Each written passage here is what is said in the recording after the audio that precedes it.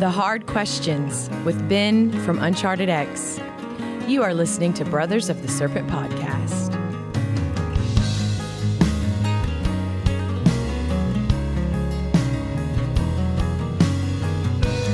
And we are finally back, ladies and gentlemen, boys and girls, angels and demons and monsters and serpents. This is Brothers of the Serpent podcast. Coming to you not live from the 10 by 10 by 10 tangent cube of science. We're not dead. Nestled amongst the dusty bones of an ancient seabed high atop the Old Plateau. That's right, we are. Feel happy. We are still amongst the living. We have not yet joined the dusty bones that surround us. I want to go for a walk. So yeah, we had quite the adventure in the Scablands, and then another long, unexpected adventure on the way home. So that was fun. We drove through some absolutely gorgeous scenery. Spent 2 days in Yellowstone. It was a lot of fun, and drove through the Tetons. Wish we could have spent a couple of days there, man. Yeah, God, we did the whole like, wow, these are the Tetons. All right, let's go. Yeah. So we did see quite a few interesting things on the way home, and of course drove through Moab and just like just absolutely beautiful scenery. There was like lots of cool places to stop and look. Mallet Gorge, Shoshone Falls, which was not falling at the time. It was mostly dry. Gigantic sturgeon fish down there were just mind blowing. Yeah. Huge. Yeah. Beautiful place. So many places I want to go back to, spend some more time. That's right. So we're back for 1 week, and then we leave for Egypt. That's right.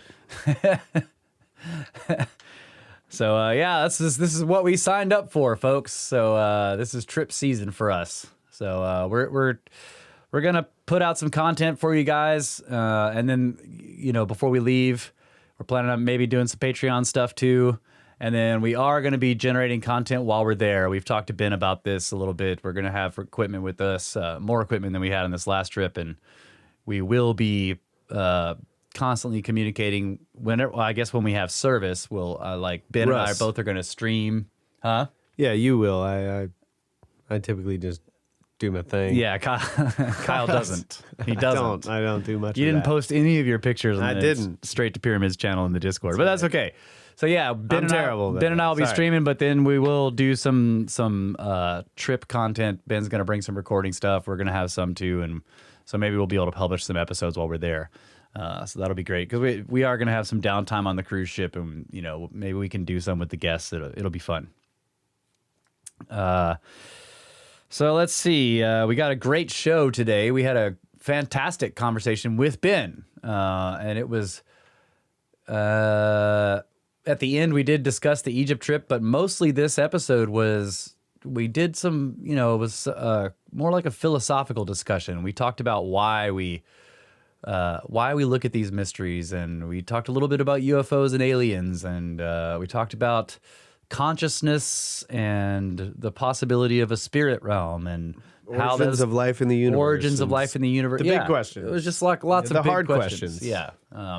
The Hard Questions with Ben from UnchartedX. That's a great show title. That is a great show title. Yeah. And honestly, it's the hard questions that are really at the root of all this. It's like these unanswerable questions that make everything so interesting. Yeah, that's right. That's right. This pursuit of our past and our possible future and all of that. So yep.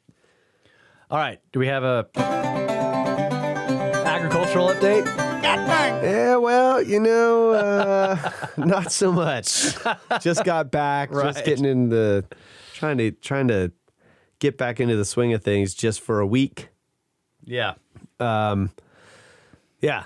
Everything looks great. Yeah. But just stuff's going dormant at the well, not really. I mean, it's all green. It's just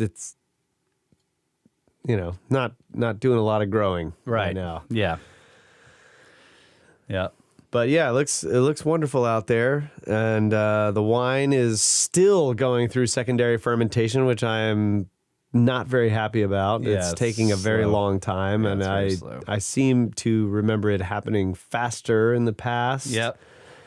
But I just took I did a sample today of our wine at the winery, which we only have a small amount there, and I did a chromatography test and saw that maybe there was a tiny little bit of a yellow blob in the malic acid, so it looked like there maybe was still a little bit there, but maybe it was almost gone.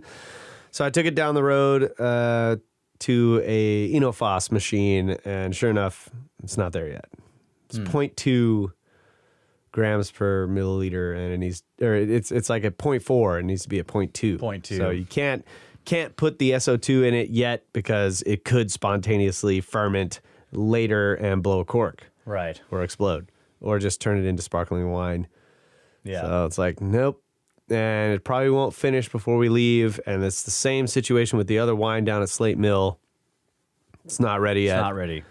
Yeah. So we will be going out of town for 2 weeks, still having not put the preservative in the wine. The preservative is sulfur dioxide. And that's what protects the wine from microbial spoilage. Yeah. And it also binds with oxygen. So if you get any oxygen uptake, it kind of binds with the oxygen, helps it from, getting. Anyways, it's like once you can put the SO2 in it, it's stable. You it's feel stabilized, good about it. Right. Yeah. And when you haven't put the SO2 in it, you worry about it. Yeah. And so I'll be worrying about it while we're in There are Egypt. going to be too many pyramids for you to be worrying about. No. Wine. I'm sorry. There won't. Every night when I get back to internet access, I'm going to be like looking at freaking Ventrace to see like where it's at. Have they put the SO2 in it yet? Yeah. And then I'll probably be, text messaging Johnson and be like, hey, Johns, can you put some SO2 in the barrels for me? Yeah.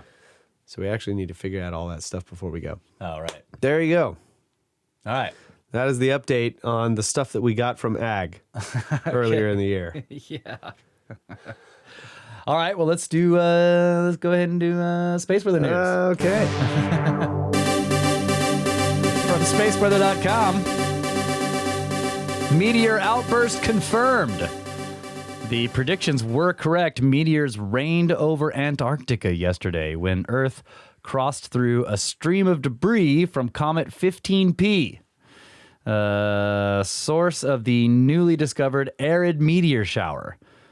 According to Peter Jeniskins of the SETI Institute. How can you read that text? It's freaking tiny. Yeah, it is tiny. In Chile, Australia, and Namibia successfully triangulated the position of the shower's radiant, while meteor radars measured peak rates of 80 per hour. That's not the storm some forecasters expected, but still a significant shower. So see you again next year, Arids. So it's a new stream. The arid stream. Huh? Yeah, So is that Aries? I guess. I don't know. And they put a rained D on over it? Antarctica, Yeah. like coming straight at the South Pole. Current conditions, solar wind speed 300.8 kilometers per second, and the density is 8.5 protons per cubic centimeter. Current sunspot number is 13. Let's see. The neutron count today is 8.9% above the space age average.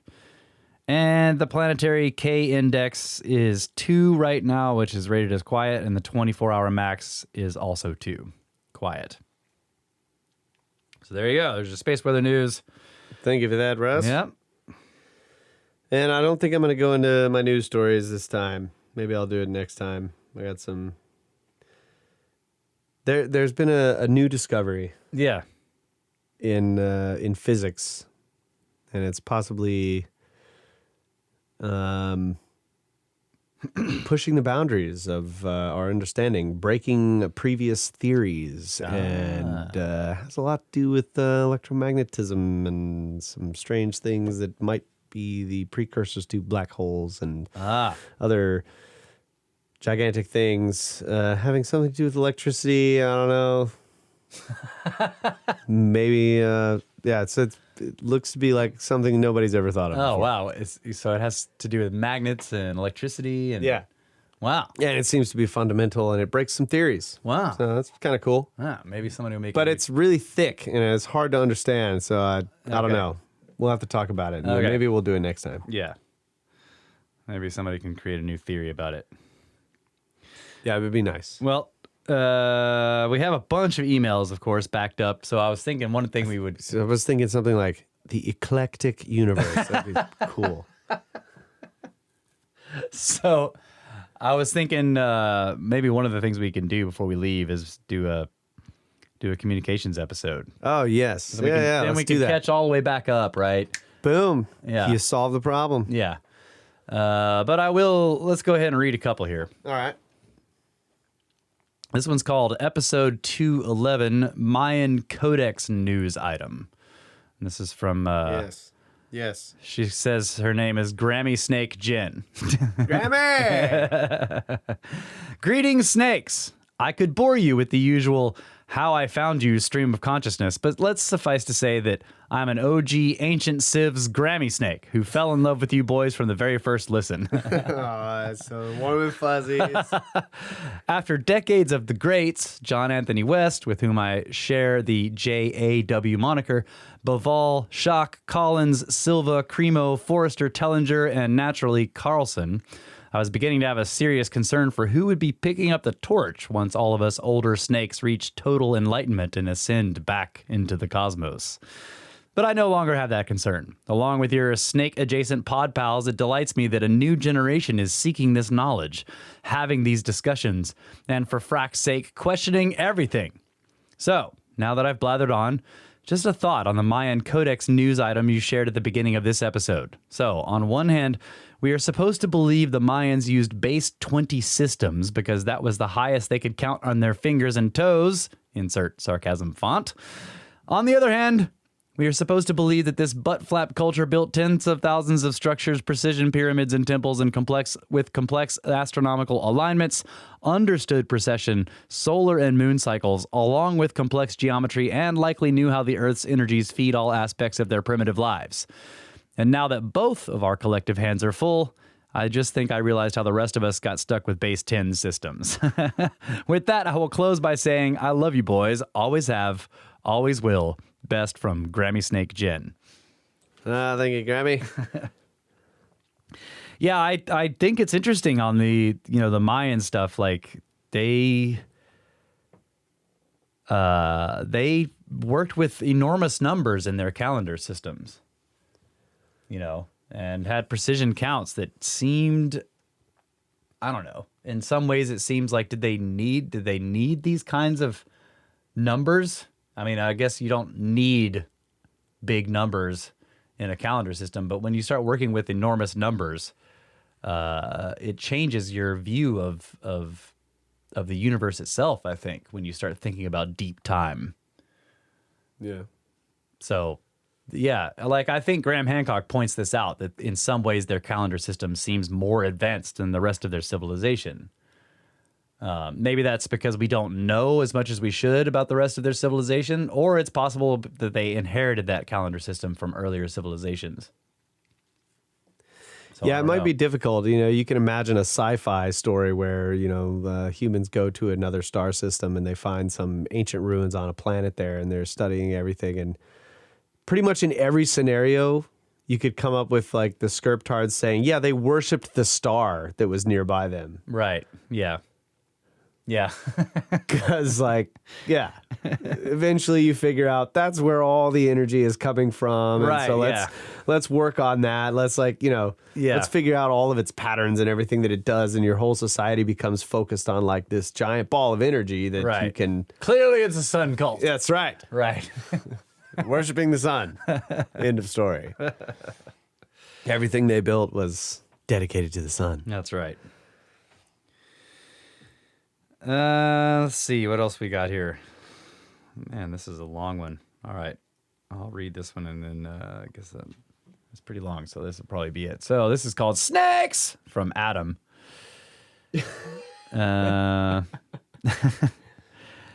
So I'm just watching how Russ is scrolling through this thing. yeah, I'm like, wow, that's really long. Okay, he says, firstly, I want to applaud you guys, Kyle and Russ, on creating such a fun and thought-provoking with 30% brain expansion podcast. that truly merges learning, music, laughter, and the all-encompassing topics that have led us all towards the water's edge to deep dive in the reeds and open the realm of possibility that we have skipped a few chapters in history books and what we're drinking is muddy waters. I'm one of those anatomically modern humans that have towed the company line to stumble upon your podcast. You know, I listened to Randall and Hancock on Joe Rogan and went, holy shit, that's a huge missing piece of the puzzle. And then went digging in the crates and found Snake Bros. The first ever Snake Bros podcast I listened to, I was traveling in Vietnam with my wife and downloaded the episode on Malta. Wow. Listening to it on a crowded overnight bus on our way to the small mountain town of Sapa, I was fascinated as my dad was born in Malta. I've been there twice in my mid to late 20s, but I didn't know the extent of the ties with the Templars, like you talked about in the Gods of Eden episode, or the importance of the megalithic structures at the time. I've always had a strong interest in ancient history, but listening to your podcast and others and hearing alternative authors' ideas and YouTube channels such as Ben's UnchartedX, Brian Forrester, Jimmy from Bright Insight, CF Apps, and NEXT and Ancient Architects has helped lift the lid and shown there's more questions than answers once you start to peel back the layers. Oh, yeah. That's cool. Just on Brian Forrester, his work on the Paracas skulls would make for a great podcast. So, since a young age, camping through the Flinders Ranges and traversing across the great southern land of Australia with my family, I used to be fascinated with the various landscapes, geological formations, and the vast age of our planet, and what secrets she holds. And Randall and yourselves have stoked the coals and reignited that flame for me like many others. Cosmographia has come at the perfect time, and I would love to jump on one of the Scabland tours one year once the world comes out of this pandemic. Just a few tidbits to chew on these, Kyle. The nub theory. He wants to, I think he's Nubs. asking you time for you to skirp some stuff. Lay it on me. Could it be plausible that the nubs on ancient structures were used in accordance with sound, like one of those little wind-up music boxes? Each nub represents a music note, and played together like beating on a gong can create tones or songs with resonance through the blocks. Oh, I was thinking of like a player piano or a music box. Like you spin it, it's like... Yeah. Man, there would be some giant plates of steel rolling across those walls. Yeah. And now he says, Paracas skulls. While traveling in Vietnam, we came across a small village where most of the people have traces of Agent Orange from the Vietnam War still in their DNA, even after 3 to 4 generations. It causes many various conditions, deformations, and in the case of the elongated skulls, could the practice of alchemy in the ancient past be a result of chemical exposure that either died out with the elongated skull people or slowly died out as the exposure levels lessened with each passing generation?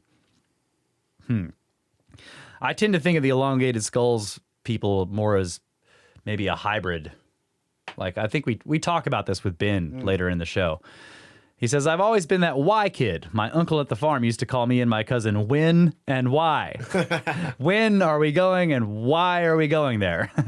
But I've never stopped wondering who, what, when, and why. I'm stoked that you guys will be heading straight to pyramids, and I'd like to donate towards your crusade and very much look forward to hearing of your firsthand accounts.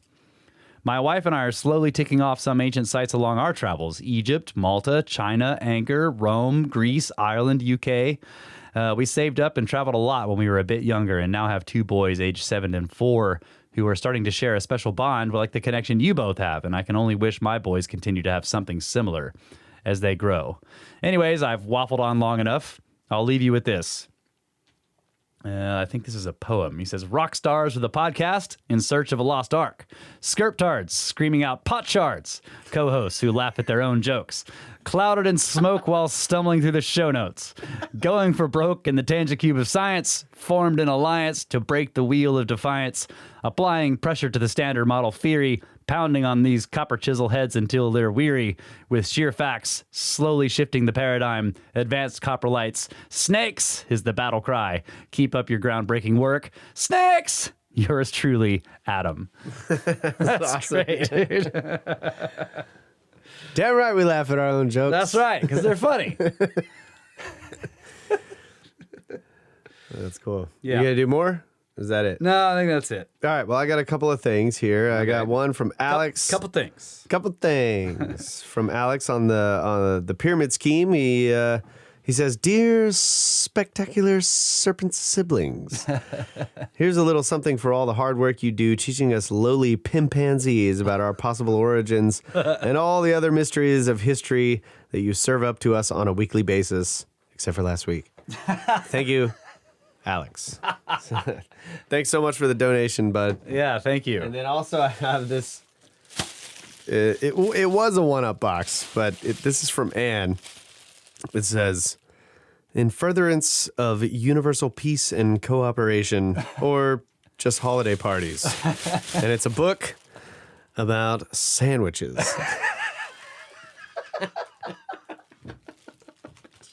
It's this giant book. About Beautiful breads beautiful and breads. fabulous fillings. And it's got just like all these Sandwich. sandwich book. Well, to fully get that joke, folks, you have to be a Patreon supporter. Sandwiches. Understand how sandwiches can further universal cooperation I almost threw in the sandwiches in this podcast, but I didn't. I held back. on sandwiches. Thank you, Ann. That was hilarious. I laughed my ass off when I Yeah, got that. that's awesome. So, All right. All right, that's it. That's Yep, all I got. That's all you got. No, thanks for the sandwich book, Ann. This is a beautiful book. Beautiful breads. and Furtherance of universal the peace. best sandwiches in America. There we go. All right, guys. Well, I hope you enjoy this chat we had with Ben from UnchartedX. This is I certainly did. yeah.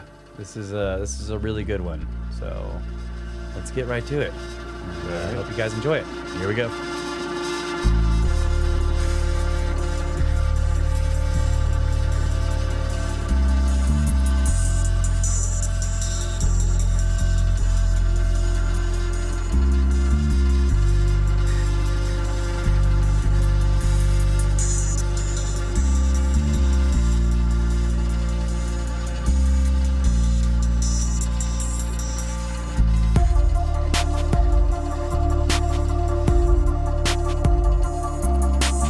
Ladies and gentlemen, we are joined once again by Ben from the UnchartedX channel. I'm sure most of you are familiar with his work. Ben, thank you so much for joining us. It's great to have you back on the show. And I guess this is a swapcast. We're kind of on your show as well, right?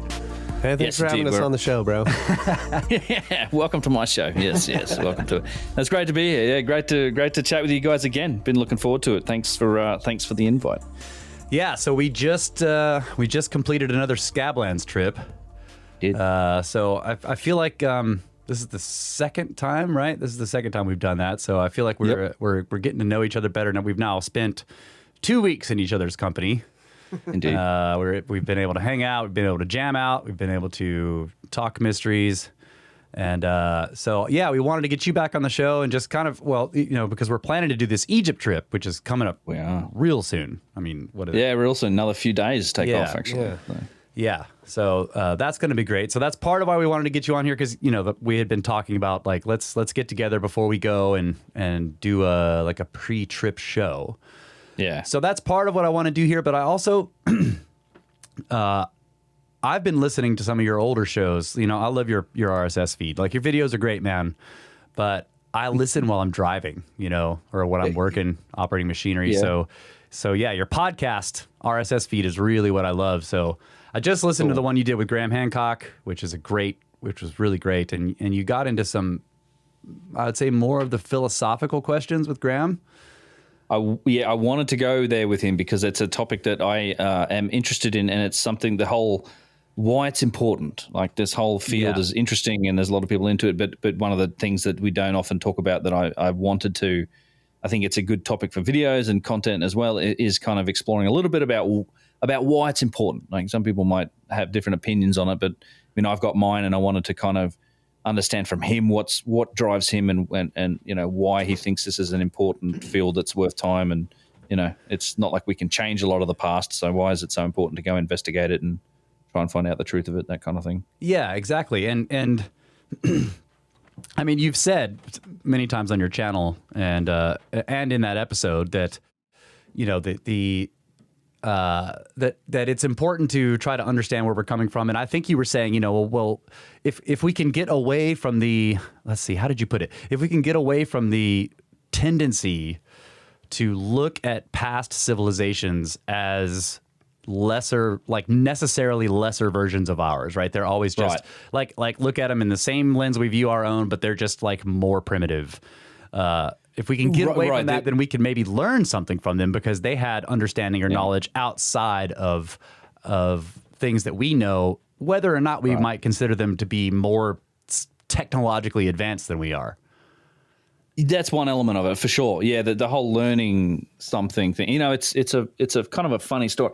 There's actually a little correlation with Randall here too, because I heard him express the why it's important, and I'd sort of come to a similar. I'm sure a number of people have, but I'd come to a similar conclusion. And he got there with the last lecture that he delivered on the Scablands trip as well, which is kind of the overall somewhat altruistic reason and why sort of learning, I think, about the past and putting it into context with our civilization is important, and we'll get there. But that's what you said is right. So we have this I think it's this fundamental pillar, if you like. It's a tenet of Western civilization. This may not be the case for every civilization. Certainly, I think for the Western civilization, the way we grow up, we go through schools, what we learn is that we're on this path. You know, there's this. We know that we were cavemen. And then 6,000 years ago, civilization begins, and we're on this sort of more or less steady line, this progressive path, this preordained path almost to what civilization is today. It's sort of like it's a tenet to me of Western civilization that, like, it's not something people actively think about, but I think it's baked into our identity as who we are as humans in the world today a little bit. It's, you know, we're on this path from the Stone Age to, as John Anthony West would put it, striped toothpaste. Yeah, you know, striped toothpaste, bobblehead dolls, and hydrogen bombs. Yeah, exactly. There we go. Exactly. Yeah, yeah. So we're on this path, and it's just like this is the path. This is the only version of civilization. Like this is we're going in the right direction. Like this is, we're it's sort of almost preordained. But it's I do think that, you know, if we could look at the past and if there was a bit more of a realization that, well, hang on, maybe this isn't the case. Maybe we might just be the latest revolution of that sort of cosmic hamster wheel of civilizations, like these rises and fallers. Like we've risen to great heights in the past, and we've fallen, and we've been struck down by cataclysm, and we've lost our memory. Like we've kind of been knocked back to the Stone Age, if you like, to this hunter-gatherer existence, and now we're rising up again. It's like, I think if there was more people fundamentally understood that and took on board what that means. Like, okay, this is a cycle that's happened, and on a long enough timescale, it's guaranteed to happen again. Like the long you can, you know, that's the thing. It's like the further you stretch out in time, that the probability of another Younger Dryas or something even bigger happening sort of gets closer to 100%. It is guaranteed that we will face another cataclysmic event like that at some point in the future. So this is a problem. Like, and if it's like, all right, we've seen it in the past, it's happened to us before, and I just think it's an altruistic goal, but it seems to me that if more people understood that, it may ultimately help to change our priorities as a species overall, and like over time, like in general. And it's just, let's stop fighting with each other a little so much, you know, as I like to say, maybe spend a little less money on tanks, a little more money on space exploration, because, and this is where I tie in where Randall got to, because he, at the end of his lecture, you know, talking about the Ice Age extinctions and the megafauna extinctions, he kind of went the same place, which is like, he's a big fan of space exploration, and ultimately, you know, we're sitting ducks in a cosmic shooting gallery, as he likes to say.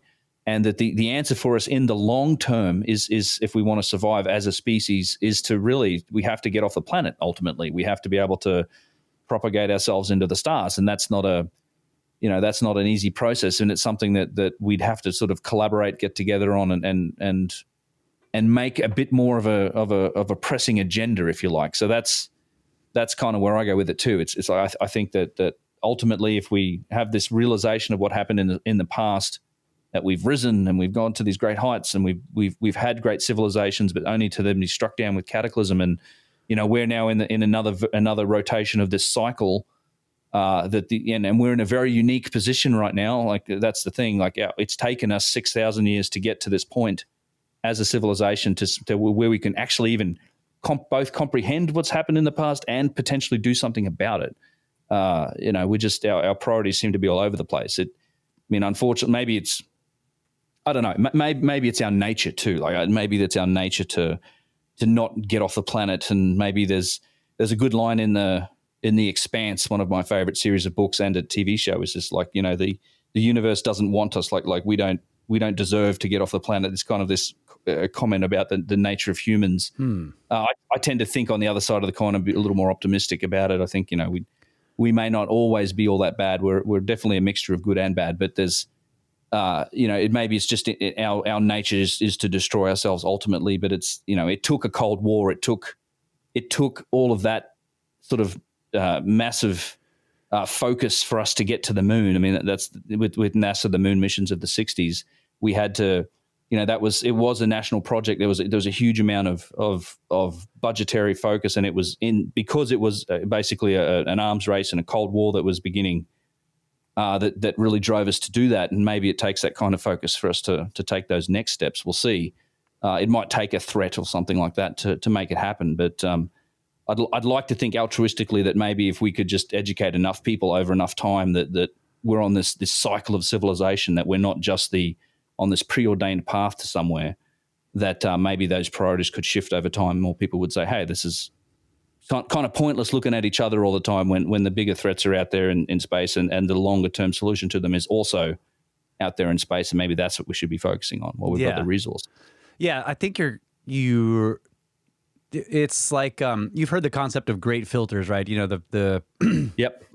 Yeah, so it's like our civilization on Earth here has passed through multiple filters. None of them have erased us, but they have possibly erased previous civilizations. Right? Like one thing we may talk about later on is the story. Kyle's got a story about the what's the name of the site? Where there was basically the Sodom and Tel. I can't remember the Tel name. El Hammam. Yeah. So this is it's not a filter, right? In the sense of a great filter, because those are basically like, are there intrinsic things that may cause life not to exist, and then later, like intelligent life, and then later advanced civilizations? Are there like intrinsic filters that you can basically apply to any life anywhere in the universe? So one of the filters obviously is at the very beginning, like, how does life start somewhere? Yep. That's a filter, right? And it's big one. Yeah, it's a big one. We don't know a whole lot about it, right? There's all these ideas on could life have germinated here on this planet, or did it, like Dr. Chandra Wickramasinghe thinks, is that life is present all in the universe, and we had some kind of panspermia action, or maybe even directed, right? Yeah, but a lot more likely than the just randomly, lightning hitting a bunch of proteins and amino acids. That's such an right. It seems that one seems unlikely. It seems more likely that like Dr. Wickramasinghe says, is that life is intrinsic to the universe itself, and it spreads itself around, at least in the microbial forms.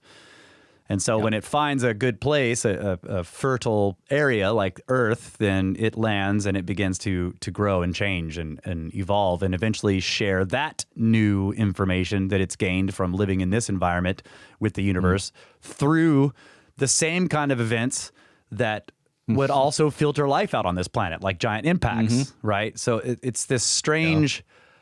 it's this strange dichotomy of, and the other thing that's really cool about that idea, though, is that viruses being able to carry DNA, all that information. Like if you have a planet that's in a stable enough position for life to advance, and viruses can then collect and adapt and record that information, and then be blown out into space in the cataclysm that destroys all those species, they're still carrying that information, and that information is then spread throughout the universe. So it's like that way of looking at it is, it's always a continuous process, because the next stable, good environment where those viruses can land, they can start the process pretty quickly.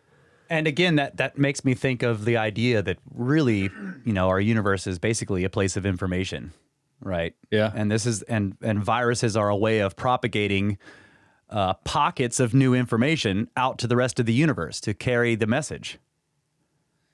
It's really interesting, isn't it? I've often found that an astounding aspect of life itself is that and this is a cosmic serpent and the DNA and the origins of knowledge quote. It's that as much as evolution has happened and the forms of life have changed and expressed over time, that the language of that expression, the mechanism that expresses it has never changed. The DNA itself hasn't changed. It sort of exists as this mechanism to record that information, and we just we don't know what's in all the rest of that information. That's the thing. We call it junk DNA, but it's probably far from junk. Far from being that. It's there's a lot more to it. There's you guys should read. There's a great series of books from a guy called David Zindel. I don't know if you've ever read them. They're called like the Neverness series.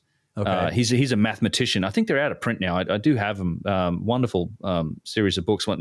The Broken God, Neverness, a couple others. But there's a concept in that book where it's essentially called this like, it's almost like an ayahuasca drug. It's like this, they call it the Eldorado, and it's like this ceremonial drug. This is some set in the future. It's sort of science fiction-y type of book.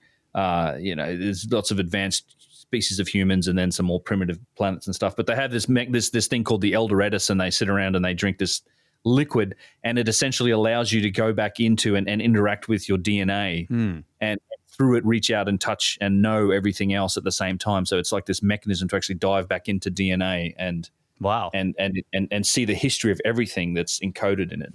It's quite a really interesting series of books. It's funny how the physical reality of what we see out there actually maps out to some of this. I think it's an interesting idea. I mean, why else would DNA record everything seemingly the way that it does? Yeah, maybe that's the filter. So this is another question I've been thinking about. Watching your content, listening to your shows, and maybe we'll get more into why are we doing this? Like collectively, you and me and Kyle, like people like us who are just really diving into these mysteries. Like, why do we do this? But before we get into that, what do you think about consciousness, or I don't know, the possibility of a spirit realm, or like, how do you feel? I don't really know, like through your content, like you don't have to answer if you don't want to, but like, are you a spiritual guy? Are you agnostic? I am. You are. I would say I am. Yeah, I'm very interested in the consciousness topic. I wasn't originally, like it wasn't. I had originally got into Hancock and history and that purely from the whole just being a fan of history and enthralled by the idea that there may have been these like advanced versions of humans before, and then it wasn't until I even saw his first podcast on Rogan that I became really aware of his work on the consciousness realm, and that's that leads you down a path that I'm sure a lot of people and listeners are familiar with the psychedelics, and you start to explore those things on your own. And I've had a number of those types of experiences as well, and on that journey because I was interested in it. So, but I wouldn't. I'm certainly I'm not. I've never been religious, but I wouldn't call myself an atheist either. I think it's.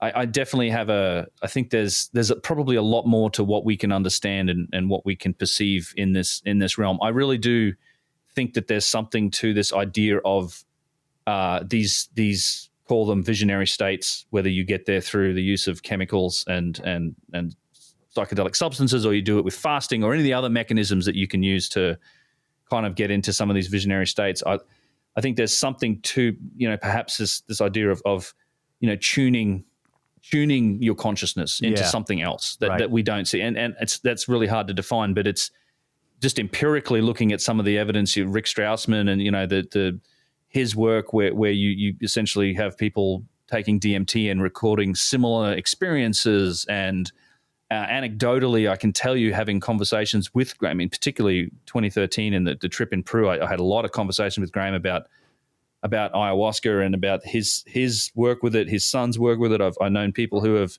spent a lot of time doing that. I've gotten interested in doing that myself. This idea that these shamans and these whole cultures, they grow up. These Shipibo shamans, when they're babies, like they give them the babies a little dose of ayahuasca. Like that's how embedded it is into their culture. And these guys, in their training for it, they take these huge doses of it, and they almost accompany you into these spirit realms and help guide you through it. And I literally have a number of friends of mine that have completely changed their lives on the back of these kind of experiences, and they've found it to be really legit. I can't speak to it because I've not had that specific experience with it, but it's something that I'm really interested in. I want to do. I was booked in to go down to Spirit Quest and do that. I don't really want to do it in correlation with tours or just do like a one-off experience. I think the right way to approach that is probably to go down for like 10 days and work with a shaman over repeated ceremonies, that type of thing. Something I'd like to do in the future. But yeah, I'm absolutely open to a lot of that type of stuff. I think that visionary experience, personally speaking, is most likely at the root of a lot of modern religions, although we've eliminated that from the practice today. I mean, the whole, John Marco Allegro, the sacred mushroom and the cross. There's a lot of interesting takes on kind of some of the stories in the Bible about drink of my water and you will be saved. It's like the whole mushroom experience, the whole burning bush thing. There's a lot of I think interpretations, because that's, you eat a mushroom, go see God kind of idea. I think there's and personally having gone down that route myself, it's like, there's that, it's such a profound experience, and it gives you that connectedness in the way it makes you feel. I do think there's something to it. So I'm open to it, but it's like, I don't have any answers. I don't really know. I'm still personally kind of trying to explore it myself. You don't have any answers? Right. Get out of here. Get out of here. Yeah, right. Yeah. Podcast over. I don't. Some people, Well, so I was going to ask you, surely you've come across the, the concept of Yuga Cycles in your research. So what do you think of that? Like, is it, because this is something we've discussed quite often. We know that there are long-term cycles that involve cosmic energies. Like, let's say, I don't want to get too new agey sounding here, but we're basically we can talk. We're purely materialistic. Modern astronomy. There are large cycles, and those large cycles affect us. Like, one of them that comes to mind is the galactic tides affecting the Oort cloud objects that will then throw them into the inner system, and that takes 10 or 20,000 years, and then eventually it spreads out and becomes a torrid stream, and then maybe we run into it, right? So there are huge cycles that because we're inside of them can affect us purely in a materialist way. But do you think that it's possible that there are also large cycles that affect our consciousness, like some of these stories imply? I would be open to the idea, I guess, would be what I'd say. I don't see why not. We don't really know what affects consciousness. There's some evidence that it seems to be that, and this is, I guess, there is some research in these directions. I'm not that familiar with it, but I think I recall reading something about or seeing something about the idea that solar cycles and sunspots seem to have an effect with Lunar both Cycles depression as well. and emotions, right? Yep. And if that's not affecting consciousness, I don't know what is. I mean, there's, I'm sure various parts of the world have probably done all sorts of experiments on trying to subject humans to different levels of electromagnetic radiation and all sorts of different things to see how it affects us. I'm sure we are affected by some of those external stimuli. Yeah, I don't see why not. And maybe that does work that way. I mean, it'd be tricky to try and define it, given that these timelines would be so long. I mean, how do you know within a human lifetime? We're in this period where everybody's depressed, and then we're going to get to the period where everybody's happy. Yeah. Well, one short one that Kyle just mentioned. Damn it, 10,000 years. Yeah. One short one that Kyle just mentioned is the lunar cycle. Like, you talk to any hospital, any police station, right? Or even like I think Art Bell said this, like, if you do a late night call-in radio show, full moons are weird, right? What is that? Like, how is this possible? Like, what is there a material explanation for why the full moon makes weird stuff happen? Like, right. So there's one cycle that's about a month long that we go through, and it just, like, on the full moon, stuff's weird. Like, hospitals get more weird calls, police get more strange calls. Yeah, I mean, you can get as simple as just the day-night cycle. I mean, people in the night, People, nighttime Circadian people, rhythms. they're cool. Daytime people, not so cool. Not as cool. Glad you said that. But Bit of a night owl over here. Carpe noctem. That's right. but Carpe noctem. Yeah, carpe noctem. There you go. Seize the night. Yeah, but also, good. also the larger cycle of the year, the seasons in the year. It's like wintertime is, a little bit more subdued for a lot of people. It affects people's mood. Yep. And obviously there's a direct physical correlation to the cold weather and the darkness, but these are astronomical. These are cycles that are cosmic. In nature. So it's, I like to think about this too in the form of the wheels within wheels. The Ezekiel vision. All these cosmic cycles are like wheels within wheels, and at certain times they line up. It's like they can all be spinning at different rates, but occasionally there are all these alignments that take place within conjunction. Yes, conjunctions. Yeah. Which would make things more severe. Like when you look at Milankovitch cycles, and then your summer winter. You can have certain alignments with those that just make the winters way more hardcore, and exactly. So, and these things affect us. I would imagine that the really long cycles. I mean, you could look at it in a very materialist, evolutionary way, and just say that these longer cycles, when they have certain conjunctions, can definitely affect our evolution. Right. Yeah. How we adapt to the environment that we're in, because it may severely affect the environment we're in. So Interesting. Yeah. Yeah, and that's absolutely true. I mean, and there's some empirical evidence for. I mean, the conjunctions. The thing that I've been I think we talked about it maybe briefly in the Scablands, was the whole effect on pendulum. And you guys are doing that experiment. I'm sure we've talked about it on the the podcast before. But the pendulum experiment, like the fact that when there's a goddamn solar eclipse, which means things are in line, like you've got the sun, the moon, and the earth in a line, it seems to affect gravity on the planet. Like that's right. These conjunctions are doing something, and we don't know. And this is a point I make all the time, is that we don't know everything. Like we don't have a single unified model for how the universe works. There's so much we don't know. And I would apply, and this is what I apply to the ancient evidence for like advanced technology and things. Maybe we don't have the context to understand everything we see, because for damn sure in 100 years or 1,000 years, we're going to know more. So to come at a lot of these problems with this idea of like, it's all hocus pocus nonsense bullshit or whatever, it is just, it seems to me to be, a little arrogant and the wrong way of doing it. So I think I like try to be open-minded to it. One thing I'm for sure certain of is that we're a product of this system, that with this environment, and this is that cosmic environment, comes right down to the earth. Like we're as much a product of that as anything else. So we're almost an expression of it in some ways. We're deeply connected to it. We're affected by it. But our modern high technology lives, where we live in cities and we sit on computers and we're got electric lights. So like we distance ourselves from it, and it's that disconnection. Graham Hancock would say that we're disconnected from spirit. Like we don't have this connection to spirit. And by spirit, I think it means really the world around us. Like there's what things we can do to try and connect back to that. And maybe that's the whole at the root of, I think, a lot of spirituality and even religion in some ways. It's the desire to get back to some of that. But I think for sure we're part of it. And it wouldn't surprise me. I can't imagine that we aren't affected in some way by these cycles, because we're basically a product of them. Yes, absolutely. Yeah. I agree with that too. And I think sometimes it's weird to think of, because you've got the concept of like panpsychism or animism. And is it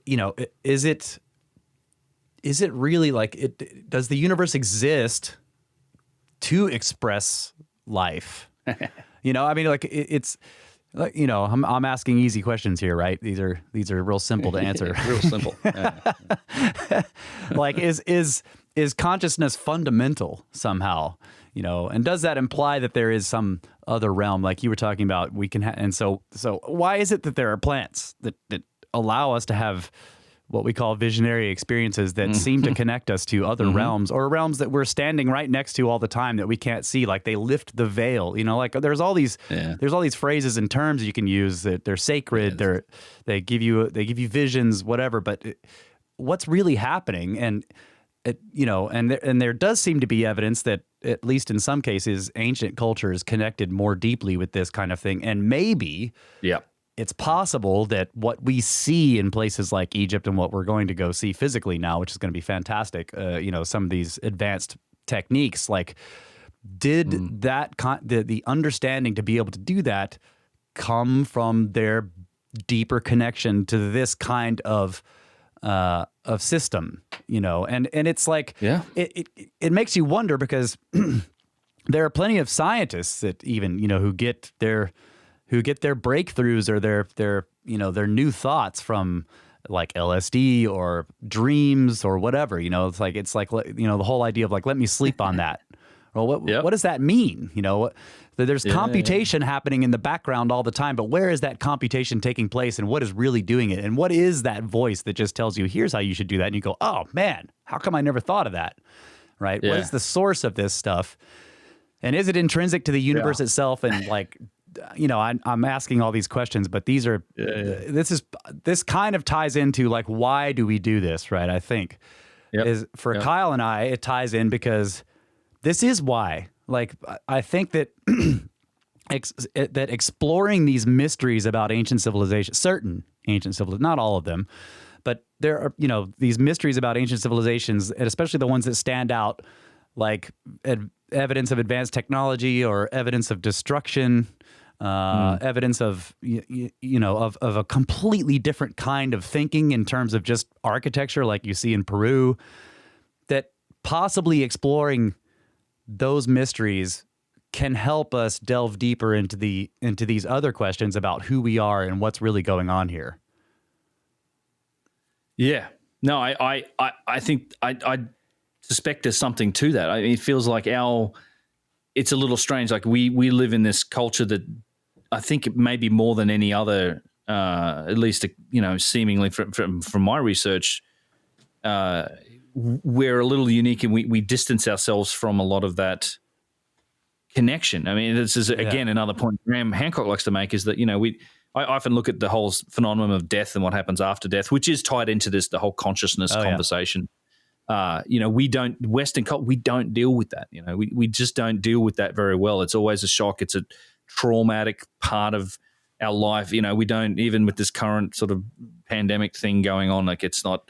We don't seem to deal well with the concept at all, versus, some other cultures seem to have put a lot of focus and effort into trying to figure that out. And this is the ancient Egyptians with the best example of this. They put their brightest minds and best people on it for 3,000 years. And maybe some of their architecture and some of their the things that they did and built might have come as a result of basically researching that whole concept for that long and putting their smartest people onto it. And for sure, we know they used visionary tools and plants, and it's definitely the same thing in the Peruvian cultures. There's the Chavan culture down in South America with Wachuma and stuff like that. So I think there's a good chance that what we're looking at is connected with some of that work on these guys. And it's a funny thing, to me, it comes back to kind of like almost how you define God and what God is. And I know there are cases of scientists that investigate the mystery of the origin of life and things like that. And they get to a point where you may have started off atheist, but then ultimately you're forced into a position to admit, okay, that there may be something else there. Like, and it's not like the textbook definition of God, but there's something else at the root of all of this that's undefinable, but it's almost as if there has to have been some sort of controlling something, it's like, it's such a strange thing. It's like the Who Built the Moon guy calls it this, a UCI, an unknown creative agency that may have been responsible for some of this stuff. Like, that's right. Just give it a 3-letter acronym. That's perfect. Yeah. Yeah, there you go. We can understand it. Yeah. And that, this whole system we're in might have even been designed. We don't know. But I know what you're talking about. Like these, I'm fascinated by the same topics and these mysteries. So it's very connected to me. That's why, I think even going to these sites and if you get the chance to experience them in sort of altered states, shall we say, I think that can be a beneficial thing too, which some people like to do. These things happen. And, because I think that may have had a lot to do with the way that the ancient cultures themselves approached it and dealt with it. There certainly seems to be plenty of evidence for that, put it that way. A lot of these centers being used as initiation and it's a weird thing. We just distanced ourselves from it. I mean, it was, I don't know if this is how true this is, but I did hear like things like even at the roots of the Christian culture, like that whole, the Friar Tuck sort of haircut, this is, I think this came from John Marco Allegro, or might have been, who was the guy who talked about his studies all the time? Cut. Yeah, the shroom cut, right. They would shave their scalps, but then they would anoint themselves with like mushroom infused oil. Like they would have a cloth that was like soaked in psychedelic mushrooms, and they would rub that on their scalps, and they would absorb it that way. And oh wow, and have these experiences. Like I've heard that may have been at the root of some of those haircuts. So there's there seems to be plenty of evidence that's been a more closer part of our culture and our observances in the past. But it's almost been, it's kind of been I don't know, the infrastructure and the organization and the I guess the corporate nature of a lot of that's removed it now. So it's there are symbols in the garments for sure. Like there's the strange fish hats, like right. Kind of it goes all the way back to Oannes, like this fish being that came out of the water to teach civilization. Yeah. It's very strange. Let's take a break. The pine cones. Yeah, pine cones. Yeah. All right, let's take a break. Okay. We'll come back. I got more questions.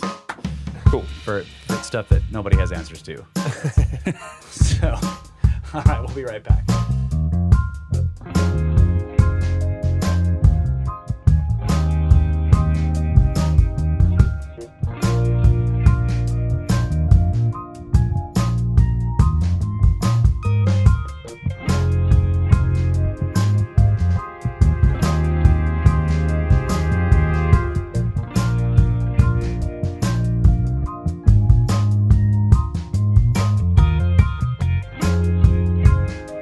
Welcome back, ladies and gentlemen.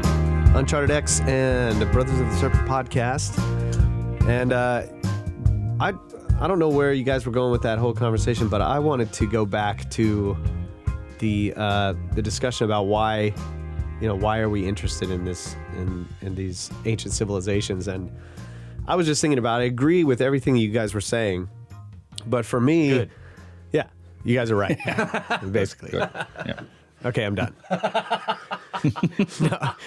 No, for me, it started with actually finding artifacts, arrowheads specifically.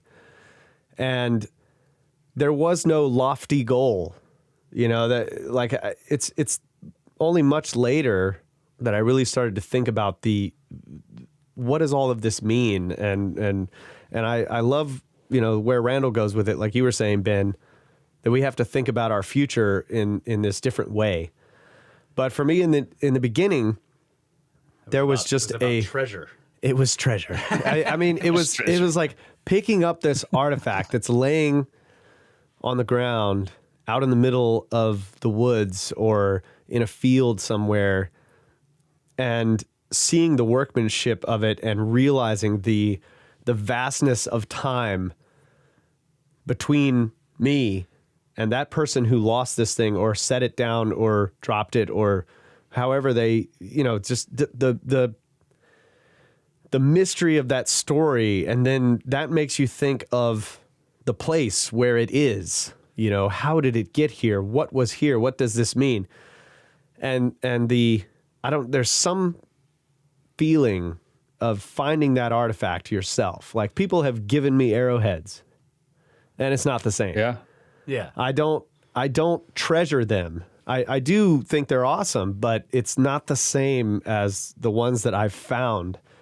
The memory of where I found them or how I found them, and the exhilaration of that discovery. Mm-hmm. And so when I started looking into, say, the pyramids and the mysteries of what was inside them and how strange they were, and then reading about these people who made discoveries like that,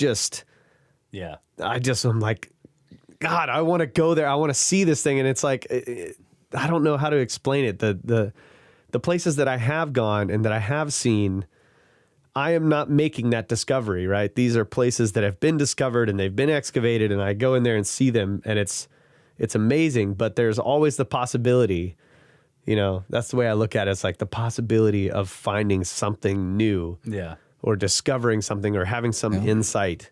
It drives me. It really does. It drives me to think about these things and read everything that anybody else has discovered, and maybe try to make a connection that hasn't been made. Or I don't know. So there's something about that discovery that really drives me beyond the idea of like, That's what it's about. In a museum. I have that. I got that on my sample.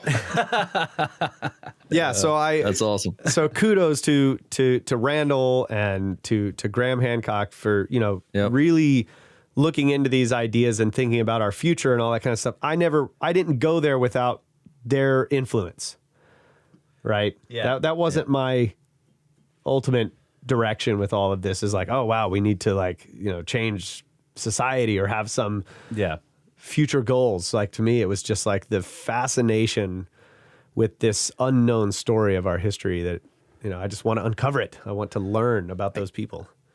I can't wait to see your reaction. I've learned to enjoy seeing people's reactions the first time they go to Egypt, because you're talking about that connection with the place and the object, I guess. And I know you're relating it to a discovery, but trust me, when you see these pyramids and you go to these places for the first time, it's like a discovery. Yes. That first time when you see it, like that desire, like, I'm really looking forward to seeing your reaction, both you guys, to that site, because that's what it's like. Like, that's that wonder, that feeling of like, holy shit, like that just that awareness that all deepens when you get there the first time. I just got done speaking with Yusuf on a podcast myself the other day, and we were talking about that same thing. It's like, you can watch all the videos, you can study all the books, you can do all that, but actually going there and seeing it and being there is a whole other thing. Like, I think and that even happened when enjoy it. I can't wait, dude. Yeah. And I have to thank you so much for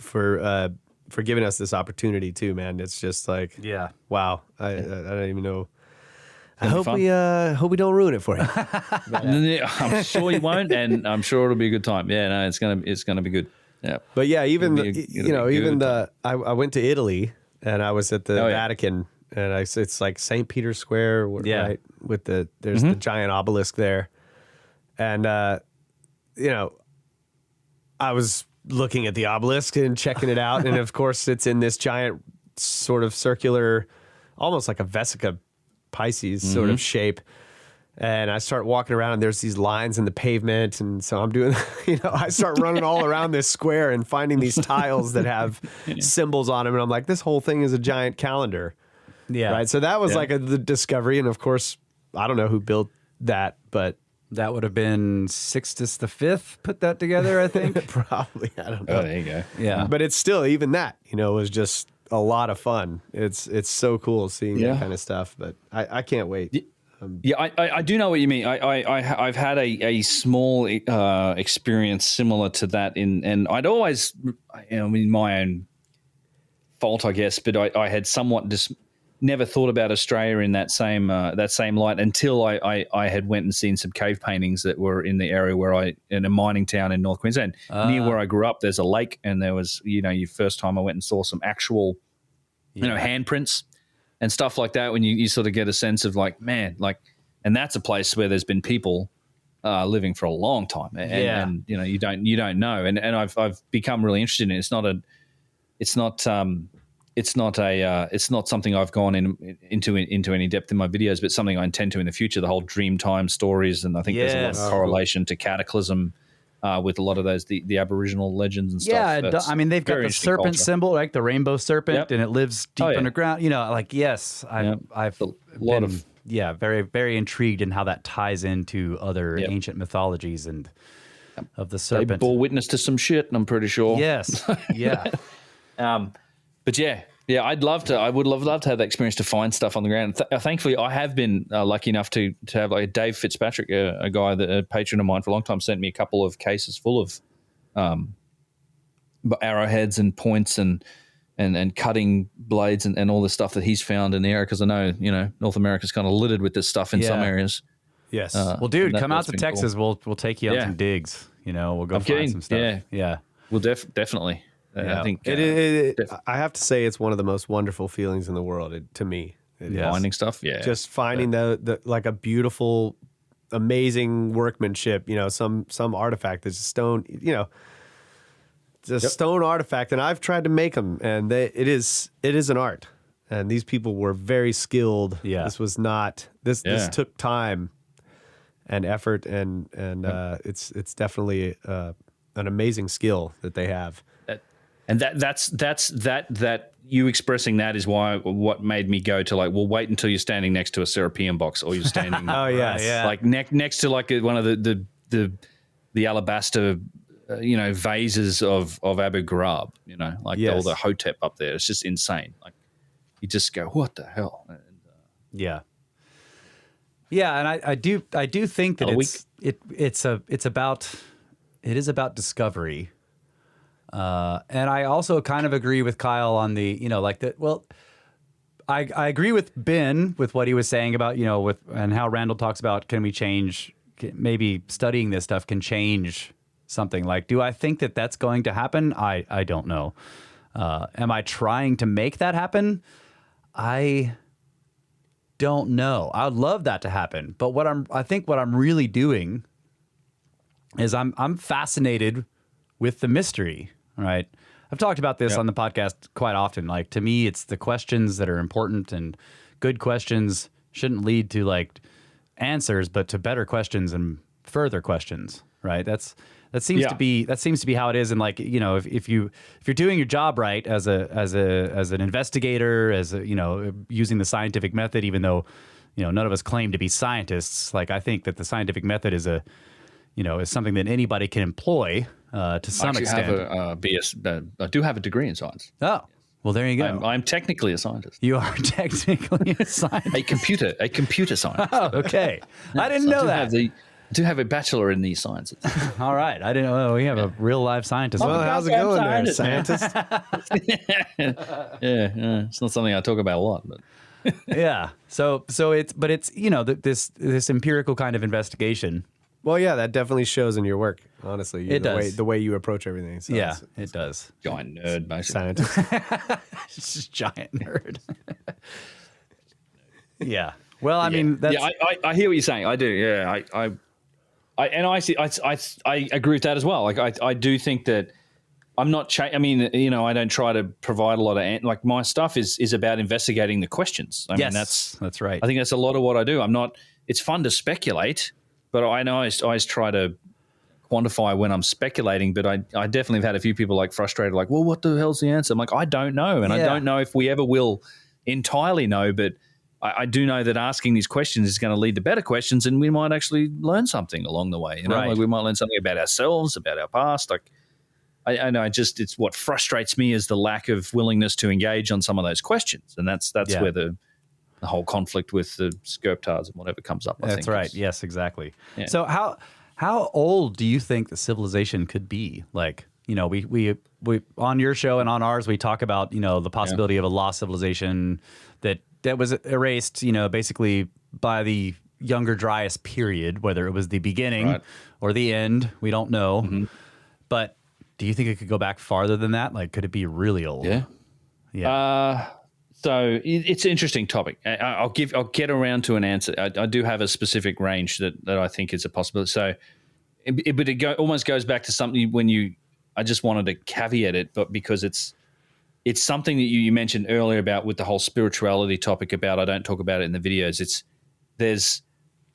And that's a deliberate choice. It's a difficult thing. Like you see guys like Graham Hancock taking on it. I can see guys like Randall also avoiding getting into anything that you call new agey or anything like that with spirituality or the crystal hippie woo woo whatever, right? Yep. And because it's it's undeniably linked with a lot of this. Anything alternative, they get linked together. And Graham's managed it, right? Although it's still from the mainstream, they criticize him probably the most based on the fact that he has opinions in realms of consciousness and things like that, right? Yeah. Yep. They dismiss his work because of that. There's a credibility thing, which is one of the reasons that I don't tangle too hard in the speculative side. I try to stay focused on the evidence, even though I've got lots of opinions. So there's that, and I'm happy to speculate, and I want to do more of it. But that's just it's just an unfortunate, you can't do a lot of videos about just crazy speculation out there because you'll just get like, well, look, Absolutely. it's just a straw man argument, like you just of course, right? But for me, I mean, I don't think. There's a couple possibilities for humans. Like I think we've got a more or less a decent grip on the length of Homo sapiens time on planet Earth, which to me is like, well, we've got fossils that are in that 300 to 400,000 year old range. I think the Morocco find put us damn near, I think it was 300 plus 1,000 years. And then based on the genetic evidence alone, we seem to have split with the Neanderthal from a common ancestor somewhere in the 800 to 900,000 years range. So I think that's the range for our species. Yeah.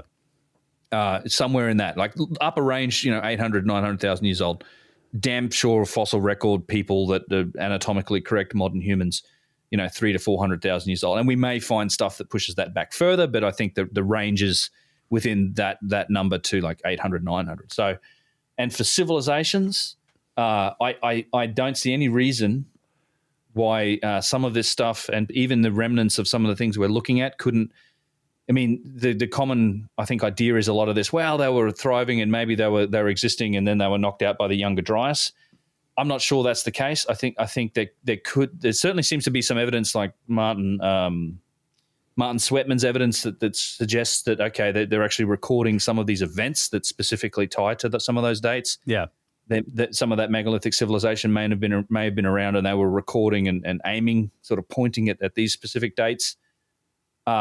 And I, say for the Sphinx, for example, I would put the range like nothing is ruling out like 50,000 years old. Right. Me. Like I think that's perfectly within the realms of possibility. And I know even though Shock doesn't go there in public, I've certainly heard people say that in private he's said stuff like that. Where and John Anthony West too. He thinks it's from the previous cycle, right? Yeah. Exactly. Yeah, it could be from that previous cycle. And in some cases, we could have had civilizations that were even older. But I think where it gets into an interesting realm is when you cross over to, well, was it actually humans? Was it Homo sapiens sapien? Was it other forms of upright walking great apes, hominids, whatever, right? I think that's entirely possible. We're learning more and more. Like there's that crazy, great study out of Israel looking, I think it was one of the new sort of subspecies of Homo sapiens that they discovered that, they were working with tools, and the conclusion they automatically drew was, that we must have taught them that because they couldn't have possibly learned that by themselves. It's like, I don't know. I'm not sure that this intelligence and civilization thing is necessarily something that could purely be limited just to us. Like there could well have been other things involved. And so that could stretch that timeline back further. And then where it gets really out there is when you start talking about millions of years, and now that's aliens and things and other civil. Like I don't know. Like that. Look, it's possible, and maybe there's no remnants of that stuff left, or it's the very smallest pieces of it. It's the super eroded things here and there. I don't know, but I can't rule it out. Yes, it's interesting. And again, you're talking. We're talking pure speculation here, but we've discussed this. Like, I mean. It's pretty much scientifically accepted at this point that 66 million years ago, something big happened and wiped out, caused an enormous extinction event. They don't think there were mammals then, or that mammals were just like these tiny little lemur things or whatever, right? Yep. But who's to say that there wasn't some intelligent civilization having being then that got wiped out? I mean, after 65 million years, there'd be nothing left, right? It'd be gone. Yeah, it would be absolutely gone. Like all evidence of their civilization would be absolutely gone. Yeah. And Yeah. And we've had multiple gigantic extinction events, and it's just I think geological time is just too big for people to comprehend. I mean, even 12,000 years, we're talking about, like, the only thing left is whatever you made in stone, right? So Göbekli Tepe is, and that's only really there because it was buried. Right. Yeah. Well, that's a good point. It's like the Valley Temple at Giza, which we're going to go see. The only reason it's so well preserved is that it was buried in sand. There was another structure just like it, if not bigger, at the foot of that pyramid. The mortuary temple, so called. Anyway, that same sort of structure, but it's gone because it's basically exposed. Been quarried and eroded, and you will see some incredible erosion on the limestone. I mean, it doesn't even take that long. It's such a small and even if it was, let's say it's 12,000 years old, that's still a tiny slice of time. I mean, this gets into that realm of, well, across even if you go with the whole Big Bang theory, which there's question marks over it, but let's say they're like 12 or 11 billion years old. I mean, and then the Earth has been here for 4.5, 4.6 billion years. That's such a tiny slice of that. And there is so much time available for, the rise and fall of civilizations. This is that idea of, well, we keep broadcasting out into space and nothing comes back. It's well, you've not only got the vast distances of space to contend with, you've also got the time, the tremendous amount of time where we've been here. It's like, it's why I can't rule out the idea that, maybe there was some civilization or some entity that was advanced enough at some point in the past that they actually engineered the entire Earth-Moon system, if not the entire solar system, right? As a habitat for life. Yeah. And they were just thinking on long enough timescales that this was going to play out, and maybe they've gone extinct since. And I love that idea. I just you just you're got right. no indications of finding out. And how would you, it's like, how would you send a message down to figure that out? Right? Yeah. Well, if the moon's a spaceship, that's right. We need to figure that out. That's the message. Yeah, we do need to go and take a close look at that damn thing. I do think there's something there. There's something going on. There's something weird about the Earth Moon system. I completely agree. Can we please go and send Bruce Willis to the moon with his drilling rig, and like, well, him and his crew, and we'll drill down into it. Yeah, he never fails to hit the depth. That's that. Hit the depth. Yeah. Him, Ben Affleck, whoever we need to send. I don't care. Like, Have you looked at Forbidden Archaeology by Cremo and Thompson? A little bit. Okay. Well, we did what was it? 10 part series. Okay. I need to go listen to that then. Yeah, listen to the whole thing, bro, and then get back to us. Well, okay. All right. If you can stand all the mispronunciations of all the places around the world where they were finding these things. But yeah, there's it's interesting because I feel like those guys did a really good job of putting together like credible evidence, right? This is the thing, is like, this is why it pissed off so many people, is because they weren't speculating. They dug up the evidence. Yeah. I mean, the evidence was already published. Right. They found published papers. They found like lots of work. And we're talking about, I mean, a huge amount of their book was just evidence for basically modern humans in the deep past, right? Really deep past in some cases. Really deep past. Yeah. And this stuff gets buried. Like, it's so anomalous that the greater scientific community they can't handle it. You can't have artifacts or bones of basically anatomically modern skeletally anatomically modern. It's not really clear what they totally look like, but skeletally or even just tool making that are in 30, 40, 50 million year old sediments, and strata. And in some cases older than that. And then there are artifact discoveries. And so, just going through that book, you just wonder, what's the problem here? Is there a problem with the story of evolution, or is there a problem with geological dating? Is there a problem with the way we've got, because you've got this, there's this sort of chart you can find that'll show you all the strata and basically how old it is, and there's all these different methods that they use for how old is this particular layer. So like when we're in the Scablands with Randall, there's lots of discussion of that. How old is this? Well, this basalt was laid down between 16 and 17 million years ago. How do they know that? You know, and if you got down below that basalt and you found human bones down there, well, does that bring into question the age of the layer you find the bones in? Or does it bring into question the age of hominids on Earth? You know, Right. And so it's like with the story we tell ourselves, and Western science has been telling itself, it seems to have some problems that are really highlighted by those books, and it makes you wonder. You know, I think Cremo and Thompson's basic tenet was that humans have basically been part of life on Earth for as long as life has been here, and that may be part of their kind of. I can't remember what the name of their particular. They have a religious tendency. It's Hindu kind of, right? And there's this idea that like we've always been here, like we're part of the conscious life, and human life has been part of the creation of Earth since the very beginning, and then they just proceed to show you all this scientific evidence that shows that anatomically modern humans have artifacts in strata that are very ancient, according to the geological record. But they do acknowledge that it may just mean that the age of the strata is wrong somehow. So, but I don't know. It makes you wonder, like, what exactly, you know, because one of the things we study and you study on your channel and talk about is, you know, we have this story of history that we tell ourselves about the past 6,000 years, but a story of civilization.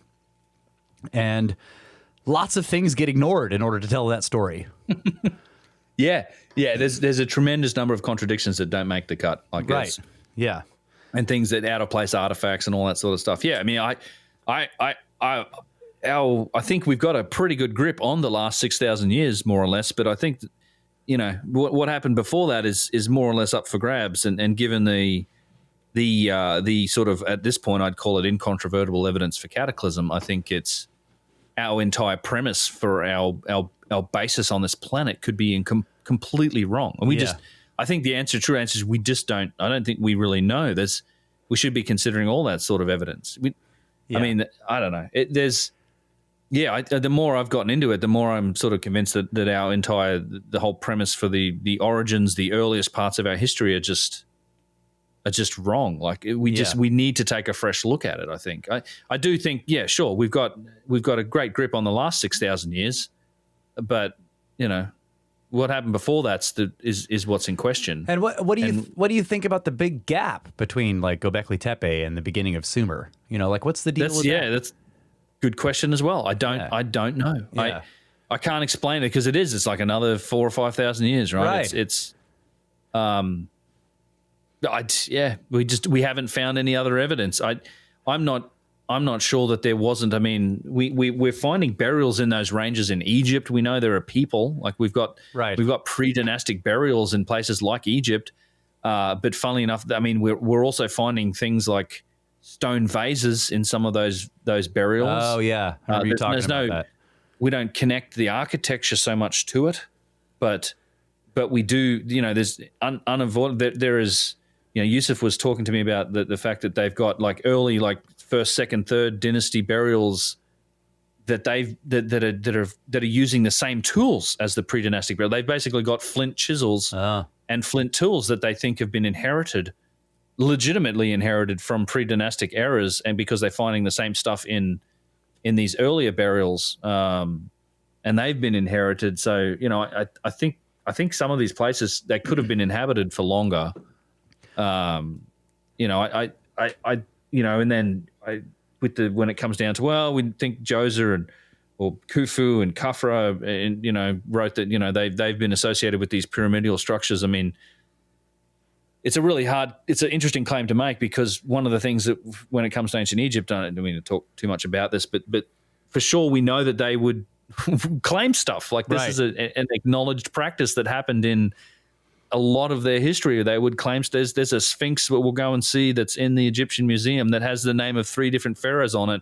It's supposedly from the middle period or Middle Kingdom period, and none of these pharaoh names come from that period. Like that, it's clearly an older artifact that's been inherited and had their names written on. Like that's a common practice that happens. So it's when you see in ancient texts that they associate Khufu with the Great Pyramid, and Yeah. Or well, it wasn't even called the Great Do you Pyramid. think that's an artifact of how we view it? Like, in other words, because people are I always do. saying like, oh, Ramses claimed everything in Egypt because he wrote his name on everything. Yeah, I was going to say future archaeologists will be figuring out who owned all the train cars that they're finding, all the names Exactly. written on them, right? Yeah. Yeah, all the Little Timmy owned this. that's right.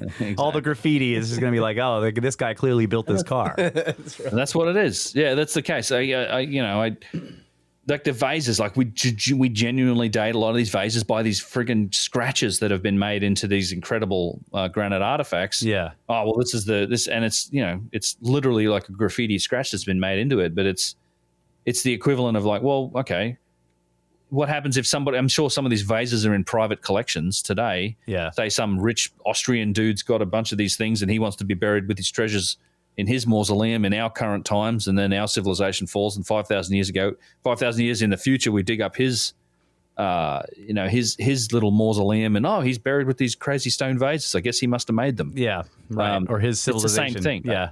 There's nothing ruling out this idea that they were also treasuring and taking these ancient artifacts that they've inherited and found, and they wanted to take them with them to the afterlife. They were buried with them.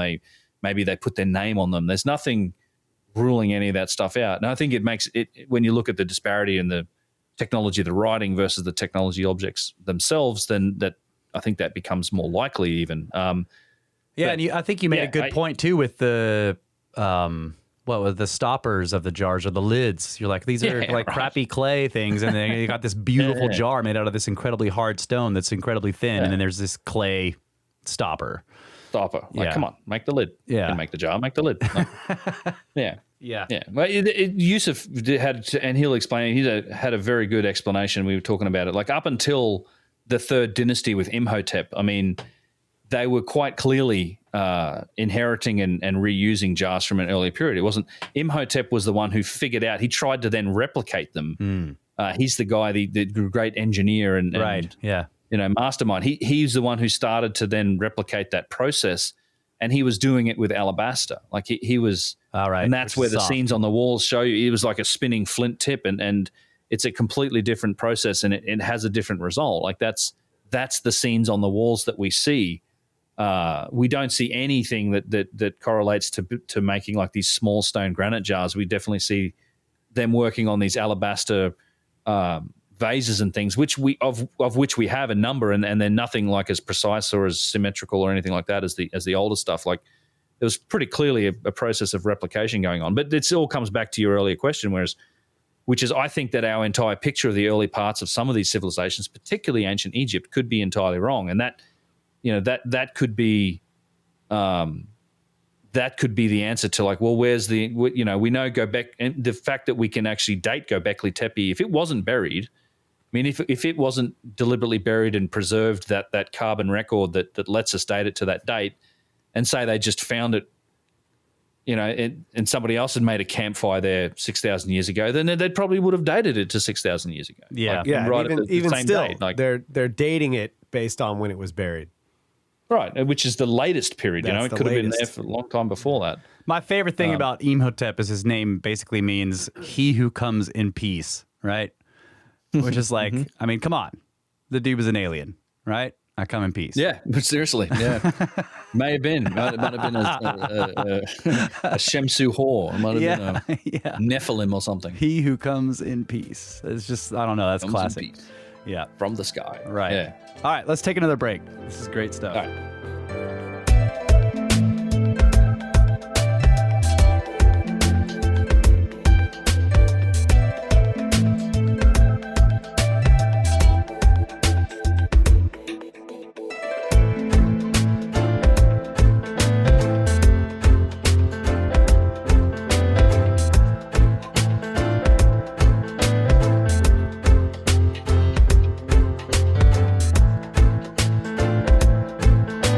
And welcome back. We're back for the third segment with the Swapcast, Brothers of the Serpent, UnchartedX.com. Here we are, still talking. Yeah. All asking and answering all the questions. I have all the answers. Just ask me your questions 3. Yes, please. Your questions 3. Yeah, so for the final segment, I'd like to. I think maybe we'll take a look at the Egypt itinerary at the end here. But first, let's you published, Ben. You published like a 2-part extravaganza in your RSS feed. One of which was one of your shows, and then there was another bit that was, I guess, one of your, what was it, a stream? Yeah, I was live streaming. Yeah, you were live streaming, but it was fantastic, and you were just, explaining your take on the whole UFO subject and aliens and the possibility of them visiting here, and you even brought in Lloyd Pye and some of the ancient alien stuff. So let's talk about that a little bit, because I recommend anybody go check out the UnchartedX podcast and find that episode, because man, it was riveting. Thank you. Yeah, you can find it. It's on the podcast. It's also on my UnchartedX live channel. I've got a second YouTube channel where I stream. I do live streams. I do stream on the main channel sometimes when I've got like a dedicated show or something to do. I feel like there's a bit more pressure there because it's a bigger audience, and if I hit go live, it's like 1,200 people watching me all of a sudden. Yeah. And then, but with this other channel, check it out. Like I do stream. Like I stream 3 or 4 days a week for a few hours, and we get into all sorts of topics. Chat with chat. We do it on Twitch and on UnchartedX Live. And one of the things that I wanted to get into was like, I get asked a question all the time. Like the aliens thing comes up all the time. I don't really address it in the video, so I thought I'd sort of lay down my my take on all that stuff in one place. So it's like, here's what I think. It kind of plays into the same stuff I was saying earlier about like, well, as much as things like ancient aliens are, I consider that whole show to be something of a double-edged sword. Yeah. It's great. It introduces a lot of these historical mysteries, these places, these incredible sites and things to a wider audience. But at the same time, it kind of puts it in the context of this. It puts it in this premise, builds it around. Well, it's just it's a space pad, like landing site for a spaceship, or it's these ancient aliens and astronauts created this stuff, which I'm not. Yeah, it's very Sitchin Von Daniken. Yeah, right. Although I will clarify one thing that Brian Forrester, when I was with him recently, and who he is on that show quite a lot, and he's not. I don't think he's a huge proponent of the whole overall ancient aliens theory, but he did make a clarification about Von Daniken, in particular to the Nazca lines, because we flew over the Nazca lines, and it's the first time I'd seen them, and I was with Brian, and we're talking about it. And he said, recently I've had I had the chance to fly with Von Daniken, who's by all accounts a pretty grumpy dude most of the time. Yeah. But he was like a little kid. He's very excited. And one of the things that he gets a little bit upset about is that he feels like he's been misquoted when it comes to the Nazca lines. He says that he doesn't think that they were like landing strips for spacecraft. He said he just said that he thinks that's what they look like. Yeah. Landing strips and landing, which they do. Like they do. When you look at them, it's like, well, that it kind of looks like a landing, like a modern airfield landing strip. When you look at these crazy, big, wide things that go straight for miles, I mean, that's what they look like. That's what he was saying, but he often gets misquoted as saying, well, he thinks that they are or they were landing strips for spacecraft. He doesn't actually think that. Well, I'm actually a fan of Von Daniken and Sitchin. Yeah. So I love their work.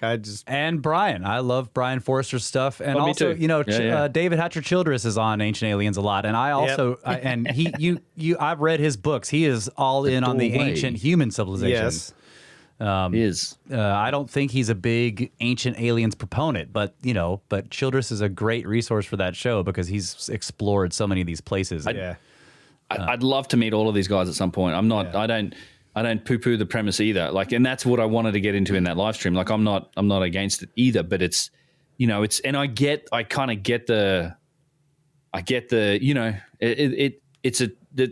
on TV, right? So I doubt that it's actually all inside of their editorial control as well. I suspect that the mechanics of the way that works and the way that these things get presented, I've kind of had a little bit of involvement with some of that stuff, just talking to people and going down the process of potentially putting together some ideas for stuff like that. Shill. Nothing as of yet, but I'm well aware that like that's that whole editorial sort of control gets taken out of your own hands in a lot of ways. I don't know how much I know. Certainly talking with Brian, who I've talked a lot with, he's like, well, it's just it's a good chance to get a lot of the stuff out there, but it definitely gets shaped in a certain premise. Well, Brian's done a lot. TV, I guess. He's done a lot of work on the elongated skull. We call them long heads, right? The elongated skulls.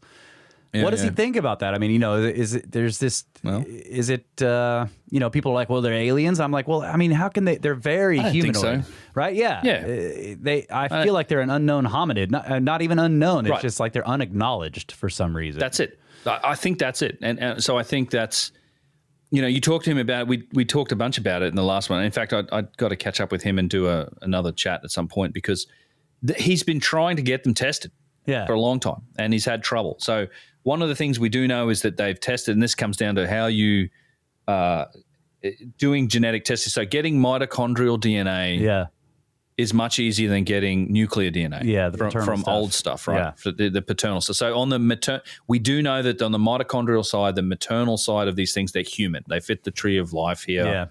Yeah. But the nuclear DNA is unknown or unmatched. Right. So they've not been able to get any either consistent results or enough to match them. Is as far that's my understanding of it. Fascinating. Is that a testing problem or is that well, he's had lab problems like guys that they won't come. I don't know. I suspect it's a bit of column A, a bit of column B where you have it's very difficult to get a consistent test for that just the way that works. Like people, I don't know if most people know, but it's like mitochondrial DNA comes from the cell itself. Like it's you get that from all of that, and that's 99% of a cell is that membrane that's around the nucleus, so that's where that mitochondrial DNA is, and then the nuclear DNA comes from the nucleus of that cell, which is much harder to sample in older material like these things. So he's had a bit of both. He said obviously it's difficult, it's much more difficult and expensive process to do, but then he's also had a lot of resistance from labs willing, this is that common thing we hear about, like no one wants to rock the boat when it comes to findings and stuff like that. So it's, I don't know. It's the same story with the Star Child skull to some degree, I think. Yep. You get into those realms where it's like that one had even more physical anomalies. Yeah, it didn't it? Like the strands of material that's in the bone and all this crazy stuff. Yeah, it was much stronger than normal. Yeah. So, but again, to me, it struck me as an unknown hominid or right. That's. Like the idea of it being an alien seemed, what's the term? I don't know.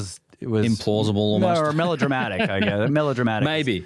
A hybrid might be the strongest term you could use for it if you really wanted to go down and speculate along those paths. Right. And so when you come back to my opinion on the alien stuff, that's where I went with it. So for one thing, up front, I don't think that you need to invoke ancient aliens to explain the pyramids or the stuff in South America or the megalithic works. I think we can do that within human civilizations. That's not to say that the whole, because I talked a lot. I want to do that live stream because it was at the time when all the disclosure stuff was happening, right? Which turned out to be a giant big meh. Yeah, but so we don't know. Okay.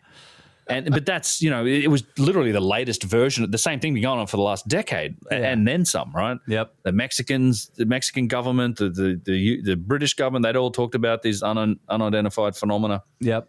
And there's who knows? There's a black project that's involved with spoofing sensors. Yeah. We don't know. We don't know is better than it's not happening. Right.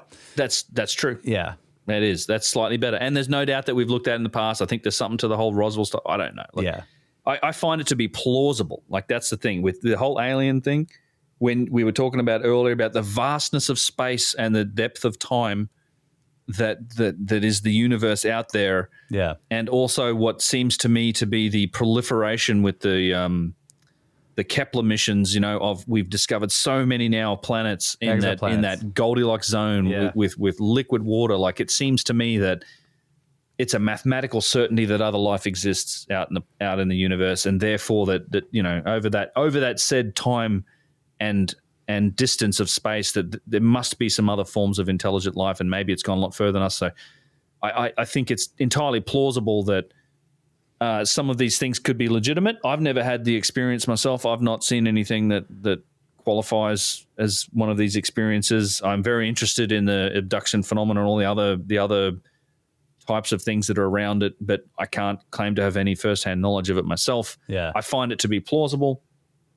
It's entirely possible. I don't know what else to say about it other than that. I'm like, oh, if they announce tomorrow that, oh, well, look, we've joined the Galactic Federation and, let's meet our new overlords. So I'm like, okay, all right. Move on with my day. Go on with your day. Go on with my day. There's not much else to do. I'm not going to panic and start shooting guns in the sky. Like, Yeah. well, sure. And some arguments are, that these other planets and the nature of physics, the limitations of physics, and it just is. It's unlikely that we're visited. Yep. But if you think back, again, of like how long has Earth had life, and how many times could it have possibly developed intelligent life, and how often did that intelligent life become technologically advanced enough to leave the planet? And then you start thinking about, well, could these beings have left the planet and then come back at later times? And then if you consider evolution and the idea that they're in a much different environment, they would look sort of like us, but a little bit different, and maybe have different abilities. And all that would take would be if they were able to reach any kind of slightly relativistic speed, they wouldn't even have to go anywhere. You just fly out, turn around, and come back. And tens of thousands of years would have passed. Yeah. Passed here, exactly. Yeah, that's relativity is a trip. Like that's the thing. Yeah, and they're time slows down for you and speeds up for us. Once a month, they're sending a ship back. Yeah. Yep. That's it. And it's 10,000 years. Yeah. Every 20,000 years, a ship shows up because they send one once a month. Yeah. They're living in Lake Titicaca, bro. They might be. Well, and that's the, Bob Lazar. I think I brought that clip up on that live stream where he talks about with Joe Rogan. Well, one of these ships was from an archaeological dig. Like they've been here. Like, oh, they're here. Like, I don't know. And that's certainly the Sitchin hypothesis, right? The idea that the Anunnaki came down and they made human hybrids, and this is where Lloyd Pye goes with his work. I actually have his book sitting here. I haven't finished reading it. I really like Lloyd Pye's work on he was sort of more well known for the Star Child skull stuff, but his actual passion was really around human origins. And he has some really interesting sort of genetic DNA evidence that he was working on. Now, he definitely does take that, what I would call that Sitchin sort of left turn with the Anunnaki and the impact of, the protoplanet to Earth and Nibiru, all this stuff, the whole Sitchin thing. But what I liked from his work was the genetic evidence, looking at the chromosomes and how it does really look like, like it's hard to deny that it looks like we've kind of been genetically engineered. Right. And I would classify this as a version of the intervention theory. And I definitely think that's a possibility. I think it's a possibility in potentially that time frame, our human origin time frame at some point. Who knows? Maybe. Yeah. But I also think even more likely, perhaps, is the idea that this is the origin of life on this planet. Now, whether it was panspermia and an accident, or a virus coming here on a fragment of a comet or something like that, or it was a deliberate seeding of life, a la Prometheus style. Yeah. I think that's an absolute possibility, and I think it's far more likely than the other version of lightning strikes hitting a bunch of proteins and amino acids in a puddle, right? Which they've been trying to replicate in a lab for decades and never gotten anywhere. Like that, that's the reality, and it's an incredibly complicated process. I mean, I think looking at that book, Who Built the Moon, they dive into that topic in some depth, and they say the odds are higher than the number of actual atoms in the universe of that actually happening. Something like this. It's like, okay, let's just say it's unlikely. And that's interesting, because then it's like a kicking the can down the road, right? Because you're like, well, it is. Unless consciousness is fundamental and made this happen, or there's some kind of creation force, whatever you want to call it, like Randall would say, a great architect or something, then it had to happen somewhere. And like you're saying, the odds seem to be so astronomically high that, like, well, can you even kick it down the road to the universe itself? Is the universe big enough, and is there enough time for it to have happened by accident somewhere? Or did it or was it engineered from the beginning? The whole thing, you know? Then you throw in the engineer. Yeah. you throw in the entropy idea, which is like it starts out and everything's like too ordered for there to be any complexity. Yeah. And then it's slowly getting scrambled and more complex, heading towards entropy. And we just so happen to be in the like one of the most complex times in the universe. Right. Before it goes back to total chaos, which is also not complex. Yeah. And we're also a low entropy object, which is weird, right? You actually have to wait for entropy to increase for low entropy life to show up. Yeah. It's weird. True. You know, you guys, we're all tangling with the philosophical questions. Like this is philosophy. I mean, it's a lot of this is it's along those lines. It's fascinating to me. I don't know. Here. And I don't have a problem with however it turns out. Like, you know, if we end up answering these questions, like whatever that is, as long as there's sufficient evidence, I'm okay with accepting it. I like considering the various different possibilities. Yeah. I think they're all very interesting. Yeah. Yeah. Maybe we'll find out on the other side. Well, that's it. And also, I think the key to me here is that no matter what happened, it was weird, right? Like the whole universe and life being here and us being in this situation and us looking out at the universe and just everything is weird, right? What's the quote? What's the quote? The reality is far stranger than anything you can imagine. I've forgotten the quote. Oh. You know what I'm talking about. Yeah, I do know what you're talking about. Yeah. Yeah, I don't know the quote. I don't know. It was a weird quote. It's a weird quote, but that's the truth. It's like reality is far stranger than anything we can imagine. Right. Or like Stephen King said, reality is Ralph. I think that was Stephen King. Ralph. Yeah, Ralph being the story of the dog that travels 2,000 miles and gets on a boat and everything to get back to his family. Right. That's reality is Ralph. That's weird. Yeah. Right. And that's the joy, and that's I think comes full circle back to why we do it a little bit. It's certainly one of the reasons I don't know. It's one of the reasons you guys do it. Like it's fascinating. Like I don't need entertainment. I don't have to be entertained. Like you can consider these problems and be entertained and research them, and because there's there isn't an easy answer to find, and it takes a lot of you can continually build on those positions and try and find stuff that contradicts what you thought yesterday. It's a lot of fun. And I have to throw in another one too as an artist. It's I guess when I was like a teenager, art was inspired by these, just like mundane emotional situations, right? They're just like teenage life. But now, the older I got, the harder it was to write something that I could really respect, as a writer, as a musician, lyrics and, ideas that are put into those things. And so these ideas are incredibly inspiring. And it's also an incredible challenge to try to synthesize some of these ideas down into some work of art that does it justice. And I don't know that I have yet, but I'm trying, and it's just an incredible inspiration as an artist. So that's another thing that I love about it, like learning about these things and reading these scholars and these discoverers and these great thinkers, and trying to like take these new ideas that have blown my mind and somehow put them and synthesize them down into something like a song is just it's like a new endeavor, right? It inspires me every day. So that's another thing for me. It just I don't know what to do with that, but it's great. Yeah. I want to get better at it. Yeah.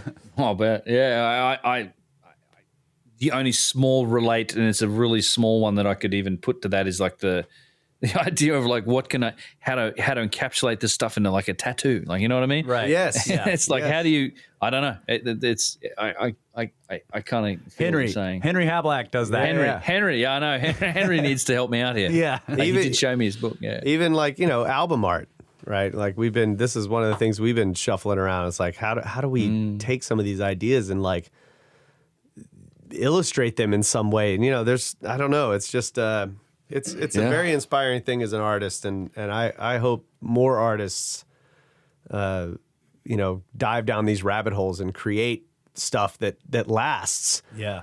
That re-encapsulates these ideas in our modern civilization so that future civilizations can look and see that art or find it in some way.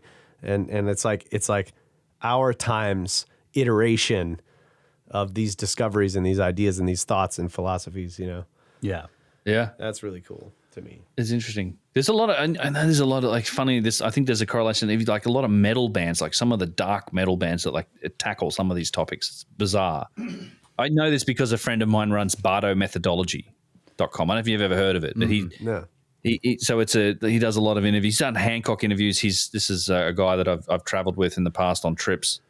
And he runs an interesting website doing a lot of interviews with the metal guys, and then a lot of it's artwork, like album artwork. Yeah. But and he does these long form interviews with a lot of these bands, and really bizarre. I mean, it's all like really metal heavy stuff, but they talk a lot about a lot of these different topics. It's kind of a bizarre little overlap in that way. Yeah, I'm not surprised. Check it out. Soraya. Little plug for Bardo methodology. Yeah, I just need to change the name to Heavy Stone. Heavy Stone instead of heavy metal. It'll last much longer. Heavy Stone, indeed. Yeah. It'll last. You're right. All right, we can make Heavy a new Stone. music genre. Heavy Stone. Heavy Stone. Come on, guys. Granite Rock. Oh, yeah, we already came up with Cataclysmic Rock, but I think Heavy Stone. Cataclysmic Rock. Yeah. Perfect. What is it? Good and padding. That's right. That's the padding. beat. I swear that pyramid is a giant drum set. I'm just saying. It might be. I bang drum. I don't know. Yeah. I'm just one of those guys that hangs out with the musicians occasionally. Hey, oldest instrument, bro. That's Come right. on. Is it? Yeah, Really? the drum. Thumping Sure, on. yeah. Yep. Oh, banging on the hollow log, simple. man. That's the first thing. There you go. All right, let's talk about Egypt. What are we going to do? Where are we going? Egypt? Yeah. Yeah. Have you guys? So you have the itinerary? I don't know if you want to pull it up. I don't know if you've got it in front of you. I don't. I think have it's it in that front of me. email. Okay. Let me see. But it is. I was just trying to, whet your appetite. Have you looked at the itinerary much? I know it's just I like did, throw it out there. I You're did. coming to Egypt, you're like, fuck yeah, let's go. Yeah. Well, actually, I don't know if I'm supposed to say that. That's Sorry. pretty much where I'm at. Where's? That's where we're at. We're just like fuck yeah. Wasn't sure. Good shit. Yeah. Well, we're going. So, you and us are getting there a little early. So we're going to go do. So I actually have some stuff planned for our early itinerary, which is going to be quite interesting. Let's just say that. Secrets. We'll see. Maybe we'll report back on what that is Yeah. a bit later. But I did plan that with Yusuf out the other day. I'm going to make sure we give you a little treat. We're going to get in. Interesting. Like Yusuf, there's ways to do things, all I'm saying. There's some things you can do, and there's a few of us. We're going to make a couple things work. It should be fun. That's great. I can't wait. Yeah. So anyway, Say no more. Say no more, indeed. Yes. We may spend the day like October. That'll be the 15th, and then I think the 16th we'll probably be up at Giza or somewhere like that. We might even have probably some people on the tour with us. We'll have an early day at Giza, which would be nice because it starts that night. We have the welcome dinner, and then I think the next day we're out at Dashur. So first day, dude, this is. I think this is a great way to kick it off. We have a whole day at Dashur, which is the Red Pyramid, the Met Pyramid. So, probably start we'll do a full sort of circumlocution of both of those, and then we get to go inside both of them, which is awesome. right. So, yeah, the Bent Pyramid, it's going to be a trip. Like that thing is, like I said, recently opened only a couple of years ago. It's probably one of the most complex internal structures of any of the pyramids. It's a real adventure getting in there. It's one of the probably more difficult, I guess. You guys have no problem, but it's a tighter passage than the other in terms of the descending passageway than the other pyramids. So, that'll be fun. Incredible incredible, like just a complex, enigmatic structure inside that thing. So happy they opened it up. So yeah, we have a whole day to do that. I can't wait because last time we didn't get the chance to go back into the Red Pyramid, which I haven't been in since 2016. So that'll be fun too. It's a good way to start. It's like this crazy just desert and pyramids thing. There's nothing else out there, just desert and pyramids. Yeah. Giant triangles in the desert. Nah, Pretty much. Yeah. So-called mistake pyramids. Well, this was one of them was a mistake, right? Right. And then we roll out. How is a pyramid a mistake? I mean, come on. That's right. I explored this in the last video with Sneferu. It's like, it wasn't a mistake. They think it was a mistake. They tried to find evidence that it was a mistake, that it had some collapse. They actually went in and scanned it, and they did some excavation into it to look for signs of a collapse, and they never found it. Like there wasn't a collapse that caused them to change the angle. And just the very idea that they were making this up as they went along is a little bit offensive ridiculous. to me. Yeah. Yeah. It's like, come on. Try that. Try making that up and getting even that far. Like, Right. It's not going to happen. Like, But they have to tell that story because they need some kind of like architectural progression, right? So they've got to have this like, well, it was a mistake, and they changed the angle midstream. You know, it's midstream. Yeah. Yeah. Well, and it was only the second of Sneferu's 3 pyramids. Who cares? It's Right. Yeah. I think we did that calculation. Like if he built 3 pyramids over 25 years, it was something like only like, I can't even remember what the number was now, but like a couple of hundred tons worth of finished blocks put into place every single day. Yeah. For 25 years. Like, you know, That's right. I know we're getting off topic here, but who decided? Was it engineers that decided that the angle was too steep, or was this archaeologists that decided? No, it was archaeologists. It was Well, they look at it and they're like, Yeah, wow, that pyramid's messed up. Yeah, they obviously decided this was a problem and they changed it. Good God. There's no actual evidence for it, but that's what happened. That's just weird. It's weird. It is. Yeah. All right. So, I've got the itinerary up now. So, Egyptian Museum. Yeah, cool. Is that the next one? Yeah, it is. And unfortunately, I was hoping that the Grand Museum would be open. I don't think it will be. If it is, we'll get there. If not, we're going to the Egyptian Museum, which is also awesome. I love that place. Yeah. It's an iconic museum. I actually like the fact that it's kind of old and run down.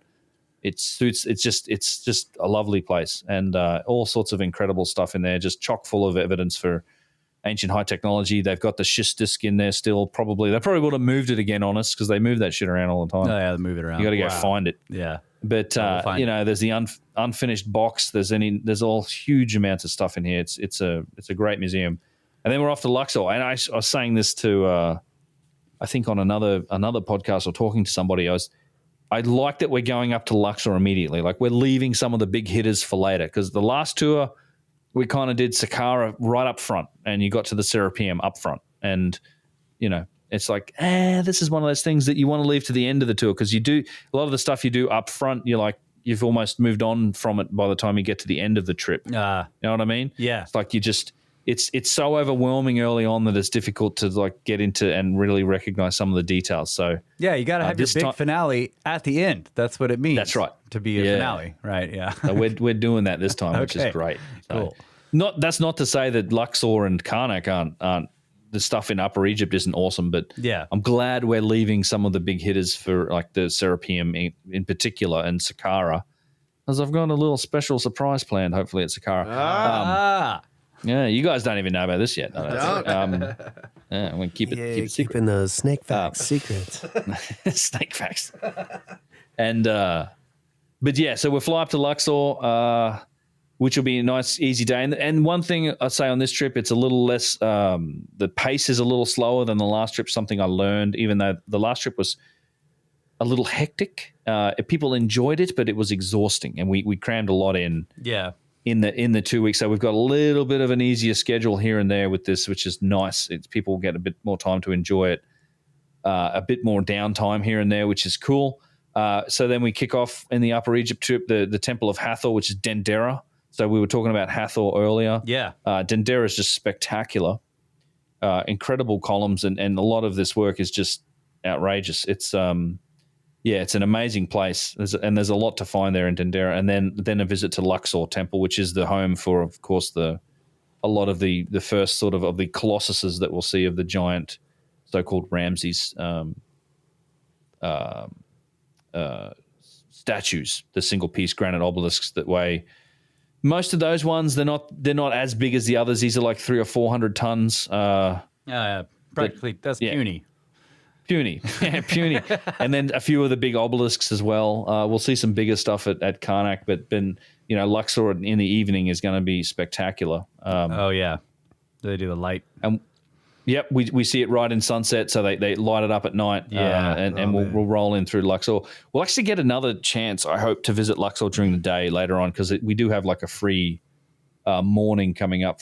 It depends on what people want to do. Yeah, if people want to go out and see some other stuff. But yeah, after that we go to Abydos, which is of course the location for the Temple of Seti I and the Assyrian, which will be the first of the special permissions.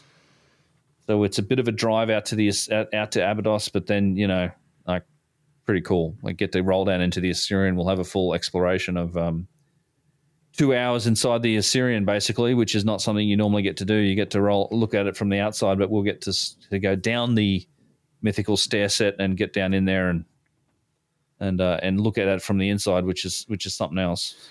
So what's the deal with the water table in there? Does it go up and down? Like sometimes you go down in there and there's less water. It should be pretty stable now. Like it's where it is. They at one point in the past, I know they pumped water out of there. And it went down at what is that, like another 30 plus feet? Yeah. The structure itself. But yes. No, it's everything I've seen over since I've seen it from like 2015. Every time I've seen it since then, it's been pretty much where it is now. Okay. It's maintained about that level, it's this crazy green color. Right. Yeah, it doesn't seem like something you don't want to fall in it. It's right. It doesn't look like you want to fall in. Yeah. Side note, I wonder if that's something to do with the limestone, because we have green water here. Yeah. Like all our rivers are all green. Good question. Like deep green. Yeah. Interesting. Yeah. All right. That green, like it's like vivid green. It's a crazy green color. It's like toxic video slime green. Yeah, slime toxic green. Yeah, it's literally like Ninja Turtles slime green kind of thing. All right, crazy green. Yeah, it's like this seems toxic. I don't know. I mean, it's bizarre. I mean, it seems to be leveled at that level though. It's one of those questions like, why the fuck aren't they pumping this out a little more often? 30 feet and down. Actually do the work, because it seems like it's an obvious target for it. But yeah, the Circle of Life, things like that are there. That'll be a cool experience. And then the next day we're staying up we still haven't checked into the Nile cruise yet. We're staying at the Steigenberger, the Nile Palace, which is really nice. It's right on the Nile. Actually, I really enjoy Upper Egypt. It's really nice outside of Cairo. It's not like Cairo. It's like small town almost up there. But cool. Then you got Karnak Temple the next day, and then there's an afternoon free where we might have the chance to go back to the Luxor site, because I know we'll be parked right next to it, because we do check into the Nile cruise at this point, which I'm very much looking forward to. At this point, everything's solid on that. We did get ours cancelled on the last trip, but all indications are showing that our boat has the right approvals and that we have the ticket, and we will be doing our Nile cruise, which I can't wait. Right. Favorite. Yeah, this is such a good experience. These aren't huge cruise boats. They're like 40, 50 rooms maybe, and really good food, and you just spend a lot of time cruising on the Nile and then hanging outside on the top deck looking at the stars while you cruise down the Nile. It's kind of a nice... I was going to ask you, how are the stars? Nice I mean... really good on the Nile. Yeah, when you get away from like a lot of the settlements, they come out. Yeah. Oh, man, yeah, you're not like in the city. It's going to be fun. Yeah. So, and then Karnak Temple, right? Karnak's like the biggest... religious complex in the world. It's huge. Like there's so much to see at Karnak. You've got all these obelisks. You've got some remnants of massive statues. You've got all of what I would term some of the best dynastic work anywhere, which is the sandstone hypogeum halls, which I think that the dynastic Egyptians did, which is incredible stuff. You've got some giant obelisks. You've got the big 8-inch drill hole that's there. I'm sure we'll get into the closed off section that has all of the crumbly granite. Oh yeah. Like one of the areas that's like really bizarre. Like you guys are into the geology of this, like there's a extremely strange effect on some of the stone at Karnak in this one particular area where all this granite is. It seems to have been sort of almost melted from the inside. Wow. Yeah, it's a lot of fun. Karnak's like, you always find something new at Karnak. You can spend the whole day there easily. But yeah, so we'll have an afternoon, then we're on the Nile cruise, man. Then we're off down the Nile, and we do the Valley of the Kings, Tomb of Seti I, the Ramesseum, the Colossi of Memnon, optional hot air balloon ride. That's always fun. Yeah. Might try that. The Ramesseum, we'll definitely get you guys on that, I think. Yeah. The Ramesseum's one of my favorites just because it has probably the best remnants of a colossus, a proper colossus is there. Which that fallen over part of Ramses. It's like a 1,200 ton granite, single piece granite statue. And it's like the top half of it's laying over. And it's just like, you really get a sense of the scale of it. It's just, so yeah. Wow. Anyway, it's cool. Yeah, you guys, it'll be fun. Edfu Temple, Komombo. So Edfu's just amazing spot, like with the every inch of it's covered in hieroglyphs. Komombo's the place where they've mummified a lot of crocodiles. This is all cruise ship days. This will be a lot of fun. And then I think the last day on the cruise ship, we do another night on the cruise ship, but the next day on that Sunday, October 24th, is Elephantine Island. So yes, that's one of the places. It is. Yeah, the Holy Grail. That's right. Yes, right. One of the places from Sign and the Seal and Graham Hancock's book. It is. Yeah. And and later on, you guys will be sticking around for the Tanis extension, which is the real Indiana Jones site. Like yes, Tanis. We'll have to try and find the bloody map room. Right. Yeah, there you go. Damn thing. Yeah. Elephantine Island's a lot of fun, man. This is like a felucca ride. You get on the boat, you go across the Nile. Like it's just a good experience even getting there, and then just there's obviously these giant, massive megalithic boxes with all these precision cut granite. There's some incredible pieces. It's lying amongst the ruins of what's obviously the work of later civilization, seems to me. Right. Yeah, I've seen pictures of those things. Yeah, they're these beautifully worked single piece boxes. Insane. And then some of it's been quarried too. Like there's a couple of those boxes where there's big pieces and you can see where they've drawn the outlines of where they're trying to make millstones out of them in later times. Yeah. And then I think what is the last day in Upper Egypt is fun, which is the Monday, which is Aswan Quarry, right? We finished with the quarry and Philae Temple and the Philae Temple, which is one of the temples they moved. They moved it for the damming of the Nile. And they did a really good job moving it. Yeah. Kind of like it's got those three-seated or four-seated. Is that the one? It's got the four. No, Abu Simbel. I think you're talking about. Oh, okay, not that one. Abu Simbel's the big sandstone thing. Yeah.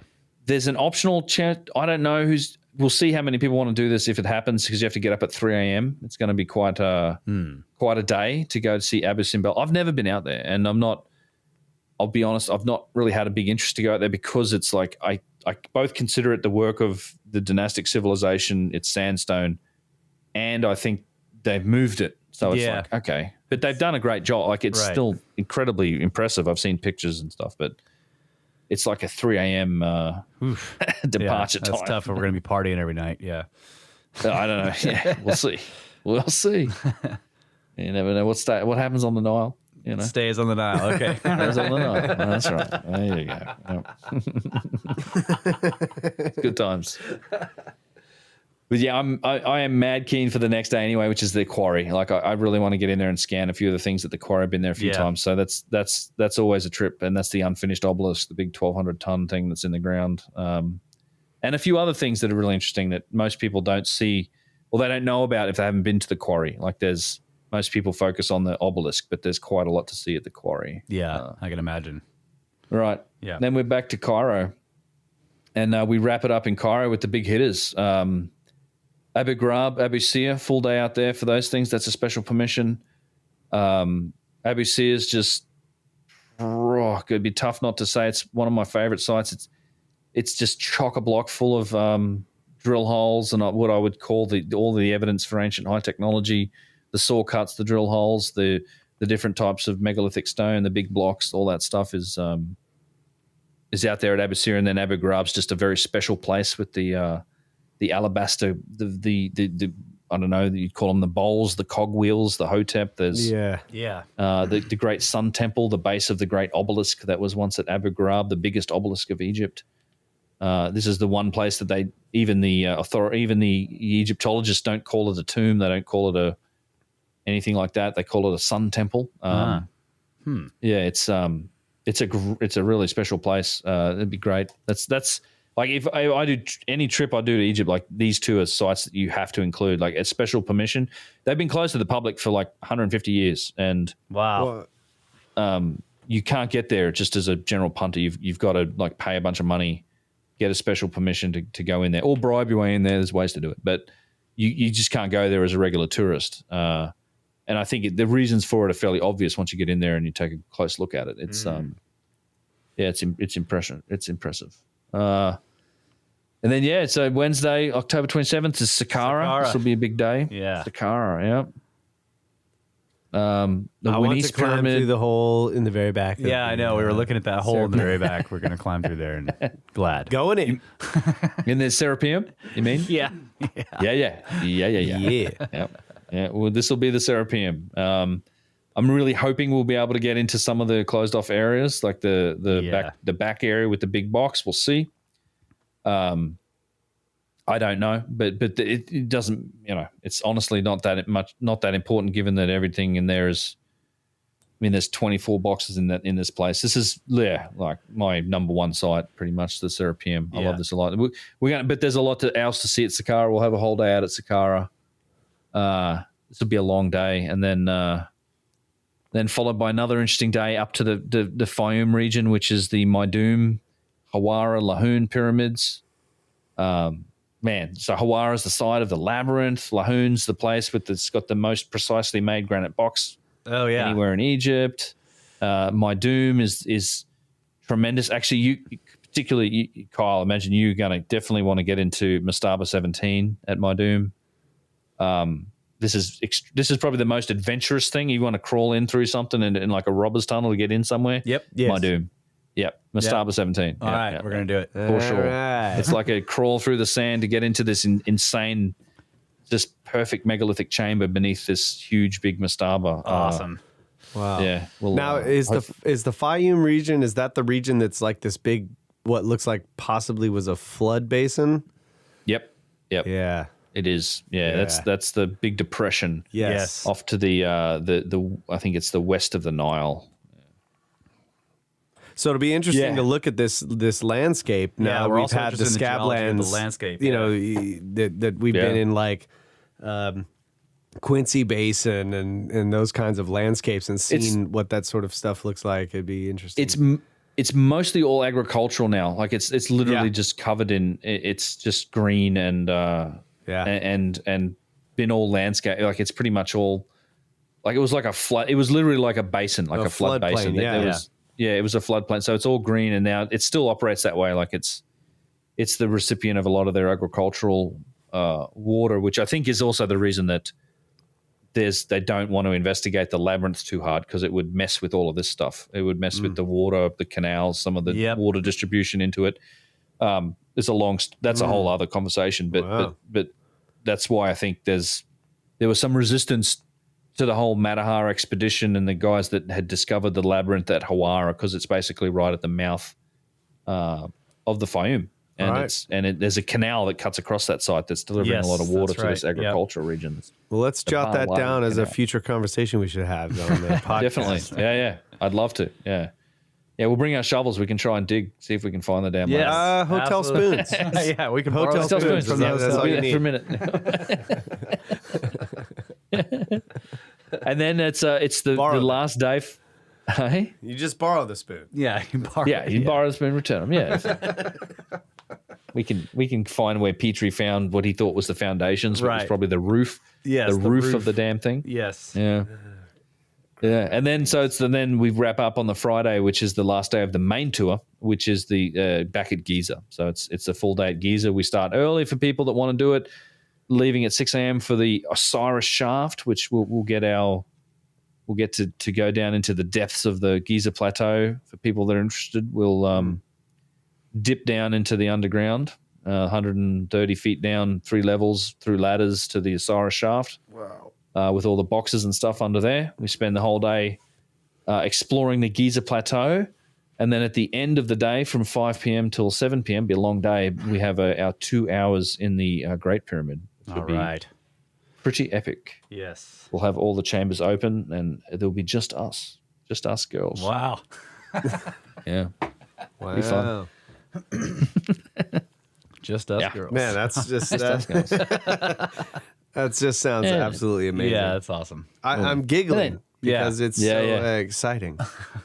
Good. I can't wait to see. Like I enjoyed. I like I said, I can't wait to see your guys' reaction to it. And then Tanis and Bastet the day after that. It'll be all right. Oh, man. And Bastet's got the best column you'll ever see, and Tanis is just some amazing. And Tanis is a trip.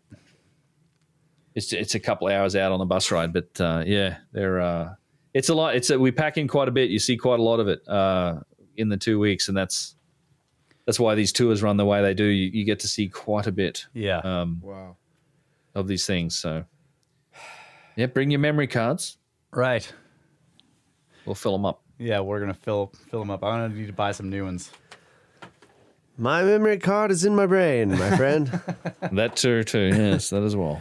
No, but I'm so excited, and I'm also very glad that you're doing this with the Komet School, and I can't wait to meet Yusuf. Just and the whole incredibly crew. honored to be a part of it. Yeah. So it's just I don't even don't have words to express. Thank you. The gratitude and excitement. Yeah. So I'm looking forward to it, man. I'm glad you guys are making it. Thanks for coming. Yeah. It's gonna be amazing. Yeah.